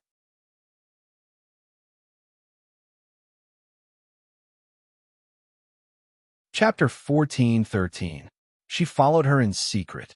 After walking for a while, she realized that her mother was heading towards the ninth summit. Why was she going to the ninth summit so late at night? She was puzzled as she watched the white figure in front of her walk up the ninth summit with light steps. She could not help but frown. She had been to the ninth summit once before. There was no barrier on it, but there were two nascent soul cultivators guarding it. Moreover, there were many killing formations inside. If she entered by mistake, she would definitely die. However, while there were nascent soul cultivators guarding the front, there were none at the back. She had gone up from the back of the mountain last time, so she did not alert the people of the ninth summit. She watched her mother enter the ninth summit from afar. She saw the two nascent soul cultivators sitting cross-legged with their eyes closed. She thought for a moment and quietly retreated. She planned to go up the ninth summit from the back of the eighth summit to see what was going on. There were restrictions on flying between the mountain walls at the back of the mountain. It was only limited to the top and bottom of the mountain. If she wanted to fly down from the ninth summit, she only needed to go around this restriction. She could fly in other areas, but she could not reach the summit. If she wanted to go up from the mountain walls at the back of the mountain, the only way was to climb. His body clung to the mountain wall as he climbed up. He accidentally stepped on a soft rock and slipped down a little. His whole body fell down a little. She held onto the rock and glanced down at the falling rock. She then climbed up again. She thought to herself that she should get a rope or something here to make it easier for her to go through the back door. Not long after, she arrived at the top. She avoided the formation and hid her presence as she went into the bamboo forest. The place where the three Yangtze lived was not a cave, but a bamboo courtyard. The bamboo courtyard was in the middle of a bamboo forest. It was extremely quiet and serene. The bamboo was spiritual bamboo, and there was a formation in the bamboo forest to prevent outsiders from entering without being summoned. However, formations were nothing to her. She passed through the formation in the bamboo forest in a few steps and arrived near the bamboo courtyard.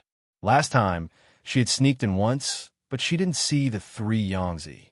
At this time, in the darkness of the night, the bamboo courtyard was as bright as day.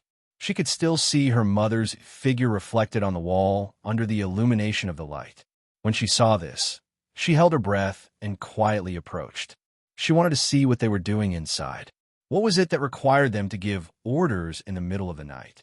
You were brought back by me from a lower country, and I even took you in as my last disciple. You have to work harder than others, so that I won't waste my efforts in nurturing you. In the bamboo house, the middle-aged man, sitting upright, spoke in a deep voice. His sharp gaze stared at Shangwan Wanrong, who was standing respectfully in front of him. He said, "Remember Master's words. When you enter the secret realm this time, you must pick those 3 top-grade spiritual medicines. Yes, Shangwan Wanrong complied and listened to him explain a few more things. Finally, she saw him take out a bottle of medicine. There is an elixir in this bottle that can help you enter the middle stage of the Aurus Core realm as soon as possible. After entering the secret territory, I have other tasks for your senior brothers. You just need to do what I tell you. Yes, disciple understands. Thank you, Master. She took the bottle and stored the pills away before saying, if Master has no other instructions, this disciple will take her leave first. Go. The 3 Yangtze waved his hand, indicating for her to leave. Outside, Fengjiu, who had seen this scene from the shadows and heard the conversation between the 2 people inside, leaned to the side and hid in the shadows. He watched his mother walk out of the bamboo house and walk down the mountain peak.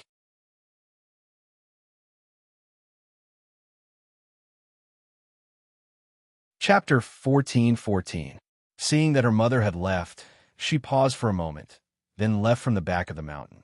The next morning, she packed her things and headed to Chun Dao's cave residence. She didn't really believe that he would wake up early. After all, she had been here for quite some time, and she had never seen him wake up early. Kiki.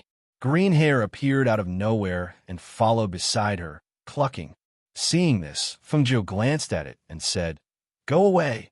I don't have time to hang around with you today. Ha ha. Green hair followed Feng Nine nonchalantly. He walked with his 2 short legs and swayed his round body as he followed Feng Nine to Chun Dao's cave residence. Sure enough, when everyone had reported to the transportation formation, she entered Chun Dao's cave residence and found that he was still sleeping soundly.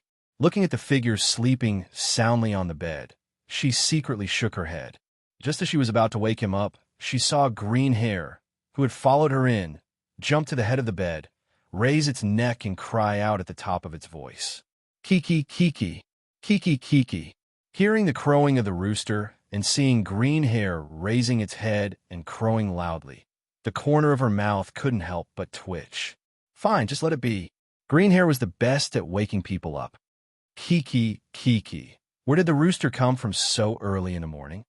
Chun Dao muttered, turned around, and waved his hand. Green Hair jumped up and landed firmly on Chun Dao's body. Kiki, so noisy. He angrily jumped up and sat up.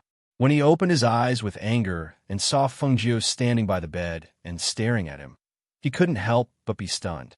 Fengjiu? We're going to the mystic realm today. Heavens! I woke up late. Wait for me. I'll be done soon. As he spoke, he hurriedly rushed to the bathroom to wash up, then put on his clothes and tied his black hair into a hairpin before going to Fengjiu. How is it? Is this okay? Your head is crooked. Fengjiu pointed at the crown on his head.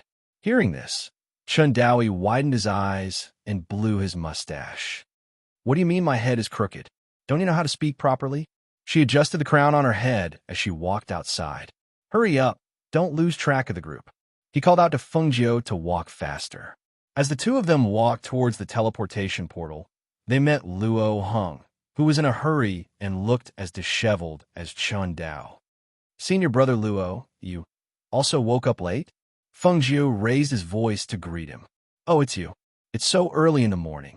He paused, glanced at Chun Dao, and asked, Fengjiu, don't tell me you're thinking of following senior brother Chun into the mystic realm?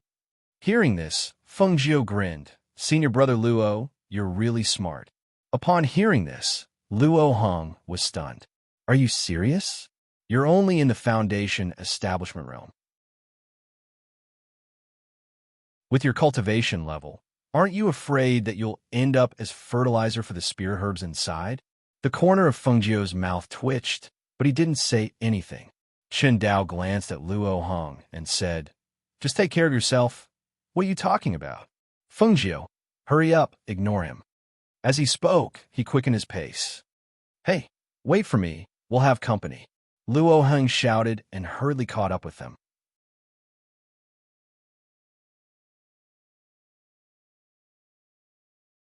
Chapter 14:15. Cluck, cluck, cluck. Suddenly, the sound of a rooster crowing could be heard. Everyone was startled and looked towards the source of the sound. Fengjiu was also startled. She lowered her head and saw that green hair, who was clearly left behind, had somehow caught up with her. It was standing beside her with its head held high and chest puffed out as it looked at the crowd. It even crowed a few times from time to time. Isn't this a 7th-level spiritual bird? It's a 7th-level spiritual bird indeed. However, shouldn't it avoid people as far away as possible? Why is it coming to the crowd? This 7th-level spiritual bird looks so fat. I recognize this green hair.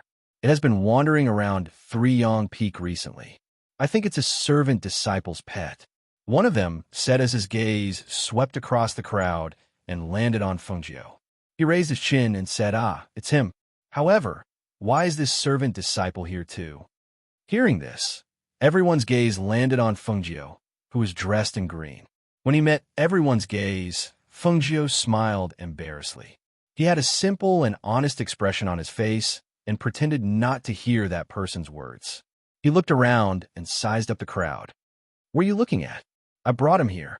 What's wrong? Do you have a problem with that? Chen Dao glared and swept his gaze across the surrounding disciples. Seeing that it was him, the crowd no longer paid attention to him. They knew about Chen Dao. One of the sect's elders was his backer. If they could avoid offending him, they naturally wouldn't. With Chen Dao's status, it wasn't impossible for him to bring along a servant disciple. Green hair, hurry up and go back. Fengjiu gestured and waved his hand at green hair, telling it to hurry back to the cave dwelling. Unexpectedly, green hair turned its neck and glanced at Fengjiu. It clucked and squatted at her feet. Its round body squatted there like a ball. It was so conspicuous that it was hard for people to ignore it. It's okay. I'll bring it along. If I'm hungry, I can roast it. Chen Dao stared at the green-furred cat that was squatting by Fengjiu's feet as he rubbed his stomach. He woke up in a hurry and didn't have time to eat. Fengjiu's mouth twitched, speechless. Initially, she wanted to roast or stew green hair. Who would have thought that she would find out that it still had an egg? Only then did she give up on the thought of killing it. Who knew that even though she didn't plan to eat it, it kept circling around her. She didn't know when it started, but everyone knew that green hair was her pet. In fact, she had been letting it go. She didn't even have enough to eat, so naturally, she didn't have anything to feed it. She only occasionally threw some pills to it. As it ate, green hair grew fatter. What was strange was that the egg hadn't been born yet. Disciples of Three-Yang Peak, gather here. Suddenly, a deep voice was heard. Chen Dao, who was at the side, said, "Come over quickly. Martial Uncle Duan is gathering the disciples of Three-Yang Peak." Fengjiu nodded. It was also at this time that the people from the other peaks shouted, asking the disciples of the other peaks to quickly gather. She saw that her mother was standing at the front in white clothes with an indifferent expression. There were a few middle-aged men beside her. From the looks of it, they should be the other disciples of Three-Yang Master. Thinking about what Three-Yang Master told her mother last night, she was a little puzzled. What kind of top-grade spiritual medicine was it? If it was really important, why didn't Three-Yang Master enter the secret realm to pick it himself?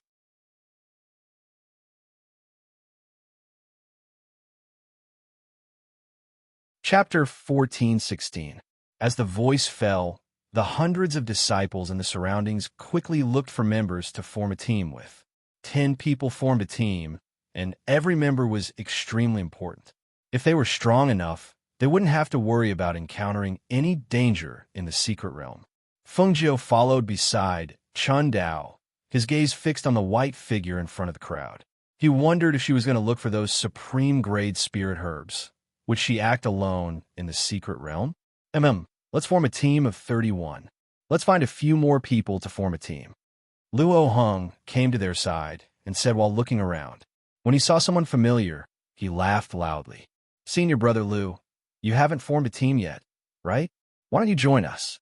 The man surnamed Lu was at the peak of the golden elixir realm. When he heard Luo Heng's words, he glanced at Chen Dao and Fengjiu and said, "No, I've already formed a team with others." With that, he turned and walked away. Seeing this, Luo Heng was stunned for a moment. When he saw another familiar person, he shouted again. Senior brother Jiang, come and join our team. No, senior brother Lin has already invited me to join his team. That person also said, ignoring Luo Heng and the other two. Luo Heng did not give up and shouted a few more times. He even went forward to pull people over.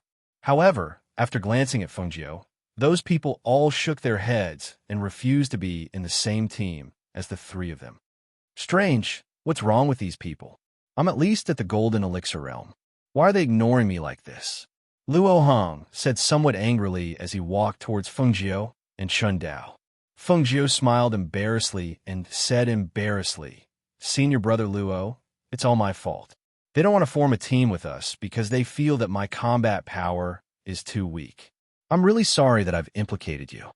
Seeing that Fengjiu was apologetic, Luo Heng couldn't say anything to reprimand him. Seeing that everyone had ignored them, he couldn't help but feel anxious. If they didn't manage to form a team with 10 people, they would have to wait for the remaining people who hadn't been invited to form a team. What's wrong with that? No one wants to form a team with us. That's great. We'll form a team of 3. That way, we won't have to worry about trouble if we don't agree with each other. Chen Dao said disapprovingly. He stroked his mustache and scanned the surroundings. Then, he said to Fengjiu, Fengjiu, you know Uncle Master Shangguan? Look, she's looking at you. Hearing this, Fengjiu looked to the front. Sure enough, her mother seemed to have noticed her in the crowd and was looking at her. Seeing this, she grinned and waved at her. Shangguan Wanrong's gaze flickered slightly as she looked at the thin and small cyan figure in the crowd. With a casual glance, she saw that it was the errand boy named Fengjiu. Just as she was looking at the boy with furrowed brows, wondering why he was here, she saw the boy grin. That joyful smile, pure and natural, bloomed on the boy's delicate face, causing her heart to skip a beat. That day, they had said that he was only at the Foundation establishment stage and could not enter the secret territory. She did not expect to see him here today. However, with only the Foundation establishment stage, his strength could be said to be at the bottom of the hundreds of people. Wasn't he afraid? Wasn't he afraid of encountering danger inside?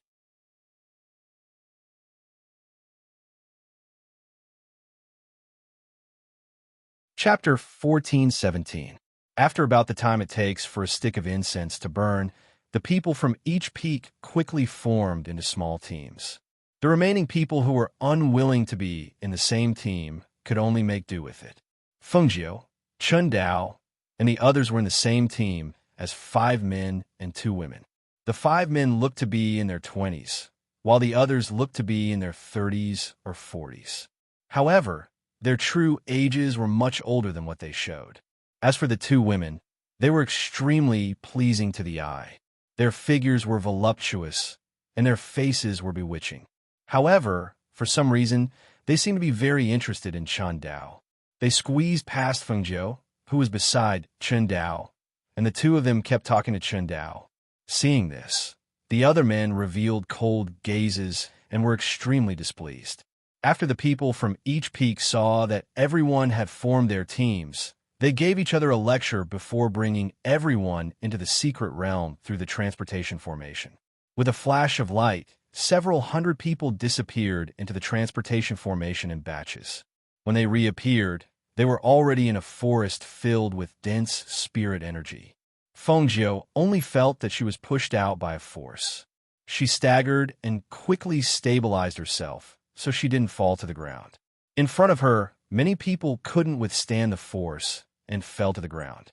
They couldn't stand the force and sat on the grass and trees, letting out low cries. After stabilizing himself, Chen Dao looked back and saw Fengjiu looking around. He did not seem to feel any discomfort from the transportation formation. He could not help but stroke his mustache and reveal a meaningful smile. Senior brother Chun, help me up. Senior brother Chun, why did you push me away just now? You made me fall. The 2 women said at the same time. As soon as they spoke, the 2 of them looked at each other. In each other's eyes, they could see the provocation in each other's eyes. Junior sisters, let us help you up. Come, come. A man in his 30s, who was in the same team as Fengjiu, quickly stepped forward. He reached out to help the two beautiful women who had fallen to the ground, but when he met the two women's cold gazes, he awkwardly withdrew his hand. No need? It's good that you don't need it. If you don't need it, it means that you're fine. Hurry up and get up. As the man spoke, he withdrew his hand and viciously glanced at Chun Dao. Chun Dao had one hand behind his back and the other hand stroking his mustache. He ignored the man's anger and looked at the two women who had fallen to the ground. He chuckled.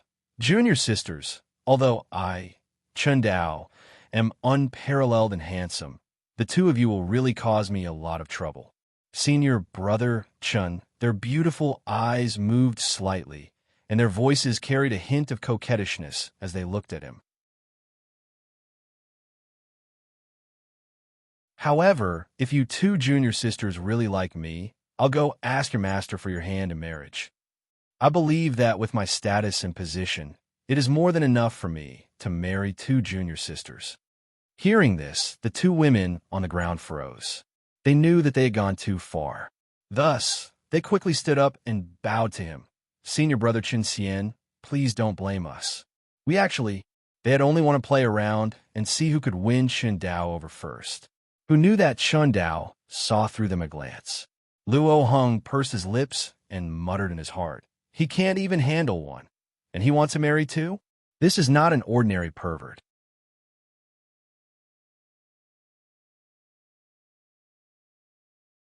Chapter 14:18. Oh, I'm just looking around. I feel that the spiritual chi here is really rich, and I can see herbs everywhere. She turned around and said, actually, she wanted to see where her mother was. However, she couldn't find her after looking around. On the contrary, this place was really strange. After entering this place, there were herbs everywhere on the ground, but they were all common herbs. You don't know about this, right? Chun Dao walked over and said, this is the sect's secret realm. Every spring, the sect will send people to spread some spiritual herb seeds here. This way, the spiritual herbs in the sect's secret realm will be inexhaustible. That's right. Although there are weeds in this forest, those who know about spiritual herbs will realize that there are some herbs among the weeds. Moreover, even weeds have their own medicinal properties. It's just a matter of whether or not people understand their medicinal properties. Luo Hung nodded and explained. The people at the side were puzzled when they saw the two of them taking care of a servant disciple. They thought to themselves, is there something special about this servant disciple? However, after looking at Fengjiu from head to toe, they saw that he was wearing the most ordinary green clothes. There was nothing special about him. If there was anything special about him, it would be his pair of clear and bright eyes. All right, the other teams have left. Let's go too, Chen Dao said. He patted his robe and prepared to walk forward. However, at this moment, a man from their team blocked Chen Dao's path. Wait a minute. Chen Dao looked at the man in his 40s. This person should be the oldest among them. He wasn't a disciple of the Three Yang Peak and had never interacted with him before. What's the matter? Chen Dao asked, indicating that he should speak. Our team should have a leader. Although I'm not talented, I feel that I'm much better than all of you. Let me be the leader. Before Chen Dao could say anything, Luo Hung sneered. What are you laughing at? The man with the surname Jiao looked at Luo Hung unhappily. Of course I'm laughing at you. What else can I laugh at? Luo Hung crossed his arms and walked forward. He lifted his chin and looked at him with disdain. Since you know that you're not talented, you still want to be the leader? You're really thick-skinned. When the man's surname Jia heard this, he glared angrily and said, Senior brother, don't be so disrespectful. Luo Hung spread his hands and shrugged. I'm just telling the truth. Hearing this, the other people at the side couldn't help but laugh. They all felt that this person was overestimating himself and looking for humiliation. How could someone like him want to be the leader of their team? Even if that was the case, they would have to ask for their permission first. Yes, I also feel that Senior Marshal Brother Jia is not qualified to be our team leader. The one who spoke was one of the two women. Her voice was drawn out as if she was deliberately whetting the man's appetite. When the last few words came out of her mouth, the man's face turned ugly. She covered her mouth and chuckled, looking very pleased. If anyone is going to be the captain, it should be me. Another man stepped forward. He looked to be in his 30s. His body was more robust, and his voice was full of energy. TSKU? I'm not convinced. Another person also said and snorted, obviously not satisfied with that person being the leader.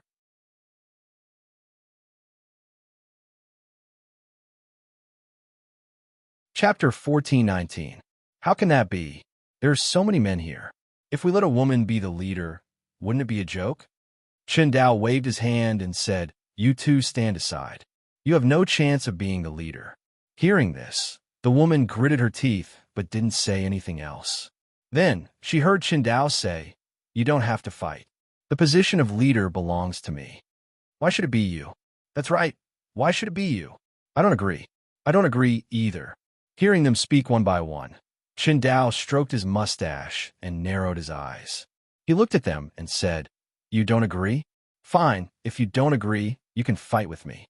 If you win, you can be the leader, and I will listen to you." However, when he said this, the few people hesitated. Forget it. It's decided. Let's go. You've been arguing for half a day over such a trivial matter," Luo Hong said as he ignored them and walked forward. Seeing this, the others didn't say anything and walked forward. 10 people in a team, with the intention of looking out for each other. However, the 10 of them were gathered at the other peaks. It would be strange if they couldn't work together. Feng Jiu quietly followed behind them. Occasionally, when she saw some spiritual herbs, she would squat down to pick them. Although they were just ordinary spiritual herbs, as long as they were mature enough to be used as medicine, she would pick them and put them in her chinquin bag. The spiritual herbs inside belonged to whoever harvested them. Although it was a registration, every disciple who entered had to pay a considerable amount of contribution points and fees. As for what kind of spiritual herbs they could pick and whether it was a worthwhile trip, it depended on their own abilities. Luo Hung took a sip of water and glanced back at the green figure who was squatting down to pick. He shouted, "Feng Jiu, these spiritual herbs are useless. There are plenty of them in the sect. Don't waste your energy. Since I have nothing to do, I'll pick some as I go. They're all mature spiritual herbs, so it'd be a waste if I don't pick them," Feng Jiu said as he put a spiritual herb into his chinquin bag. Hearing this, Chen Dao smiled and slowed down to walk side by side with Feng Jiu. He said, "You're not even an alchemy apprentice, so you can't refine medicinal pills even if you pick these. But it doesn't matter." At this point, he lowered his voice and added, "When the time comes, catch a few more bamboo spirit rats and roast them for me to eat. I'll help you refine the pills. Let's talk about it after I gather all the herbs," Feng Jiu said with a smile. "I still have to thank Senior Brother Chun for his kindness." "You do have to thank me." He nodded and took out 2 fruits, handing one to Feng Jiu. "Eat, to fill my stomach." When the 2 women in front saw this, they frowned and glanced at Feng Jiu, then came to Chen Dao's side. "Senior Brother Chun, we're also women. Why do you only care about this little odd-job worker and ignore us?" Crunch. Chen Dao took a bite of the fruit, and a crisp crunch was heard. He glanced at the 2 women and said, "How can this be the same? You 2 are alchemists at any rate, and your cultivations are at the golden core stage. Moreover, you're not from our 3-yang peak. Even if I'm a busybody, I won't care about you."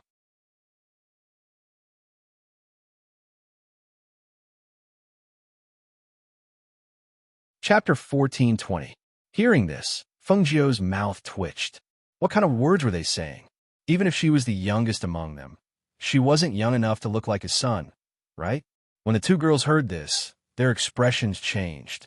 They had only said a few words and were already shut down. They felt as if they were suffocating in their hearts, making them very uncomfortable. They looked at the ruffian Chen Dao with an ugly expression, then glared angrily at Feng Jiu, who was playing with the fruit. They didn't say anything, only snorted and quickly walked forward. They really had too much free time to think of talking to him. This person was really too hateful. Crunch. Feng Jiu took a bite of the fruit, the crisp and sweet taste spreading on the tip of her tongue.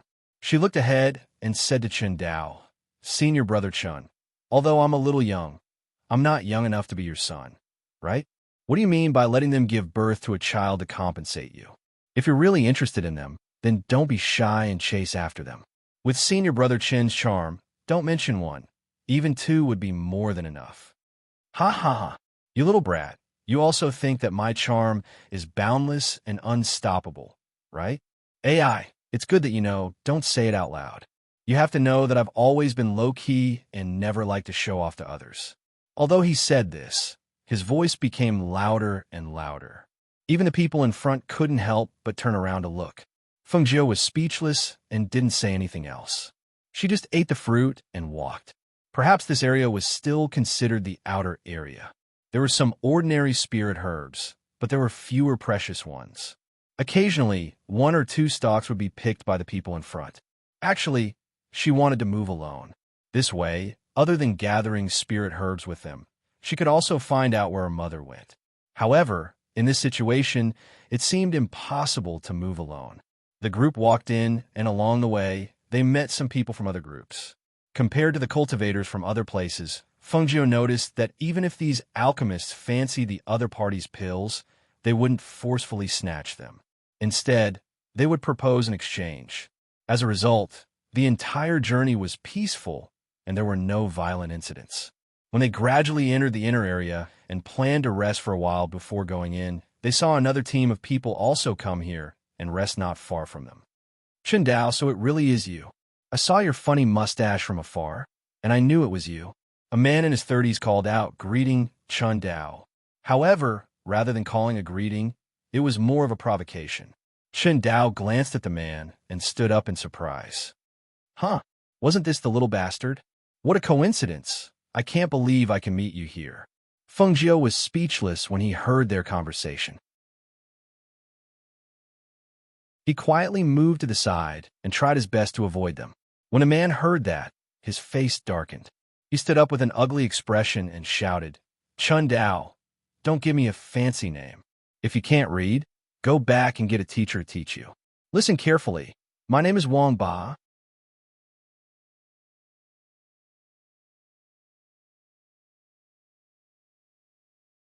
Chapter 14:21.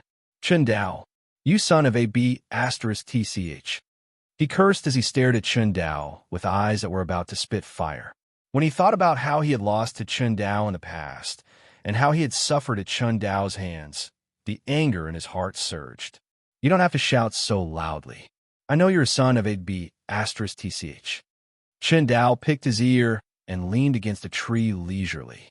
He looked at Wang Ba, who was being held down by a few people, and said, You better leave while your master Chun is in a good mood today. Otherwise, I won't be responsible if anything happens in the middle of the night or at any time. Hearing this, Fengjiu looked at him in surprise because she noticed that after Chen Dao said this, not only did the expressions of the 10 people change slightly in retreat, even the expressions of the other team members changed. She couldn't help but feel strange. What could have happened to make these people so afraid of him? She had been at Three Yang Peak for some time, but she didn't seem to have heard anything about Chen Dao. Chen Dao, let's wait and see. One day you will die in my hands. Wang Ba said hatefully, but he didn't go forward. Instead, he let his teammates pull him to the other side, as if he was really afraid of Chen Dao's words. Coward. Chen Dao sneered. He didn't think much of Chen Dao, so naturally, he wouldn't take his words to heart. He watched as Chen Dao's group left and turned around. Seeing that everyone was staring at him warily, he asked, What's wrong? Why are you all looking at me like that?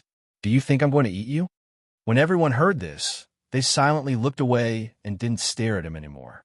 Fengjiu was curious when she saw this. Seeing him walk over, she asked, Senior Brother Chun, those people just now seem to be very afraid of you. Ha ha. Chen Dao looked up to the sky and laughed loudly. His laughter contained a powerful aura that spread out and echoed in the forest. He put one hand on his waist and the other hand on his mustache. He laughed loudly and said, Of course. Don't you know who I, Chen Dao, am? Can they not avoid me and give in to me when they see me? At this moment, Luo Hong leaned forward and whispered to Fengjiu, who looked confused. He has a dark history, So the medicine he makes is not spiritual medicine, but poison. Many people in the sect have suffered because of him, so they all avoid him. Hearing this, Fengjiu suddenly understood. So that's how it was. The proud Qindao glanced at the whispering crowd and shouted, "Hurry up and rest. Once night falls, we will enter the inner region. During this time, we can move around a bit. But remember, don't go too far. Otherwise, you will be separated from everyone." Hearing this, no one said anything because they were all alchemists. They knew that in this secret realm, there were some spiritual herbs that could only be picked at night. Fengjiu was resting under the tree with his eyes closed like everyone else. He was thinking about how she could leave without attracting their attention.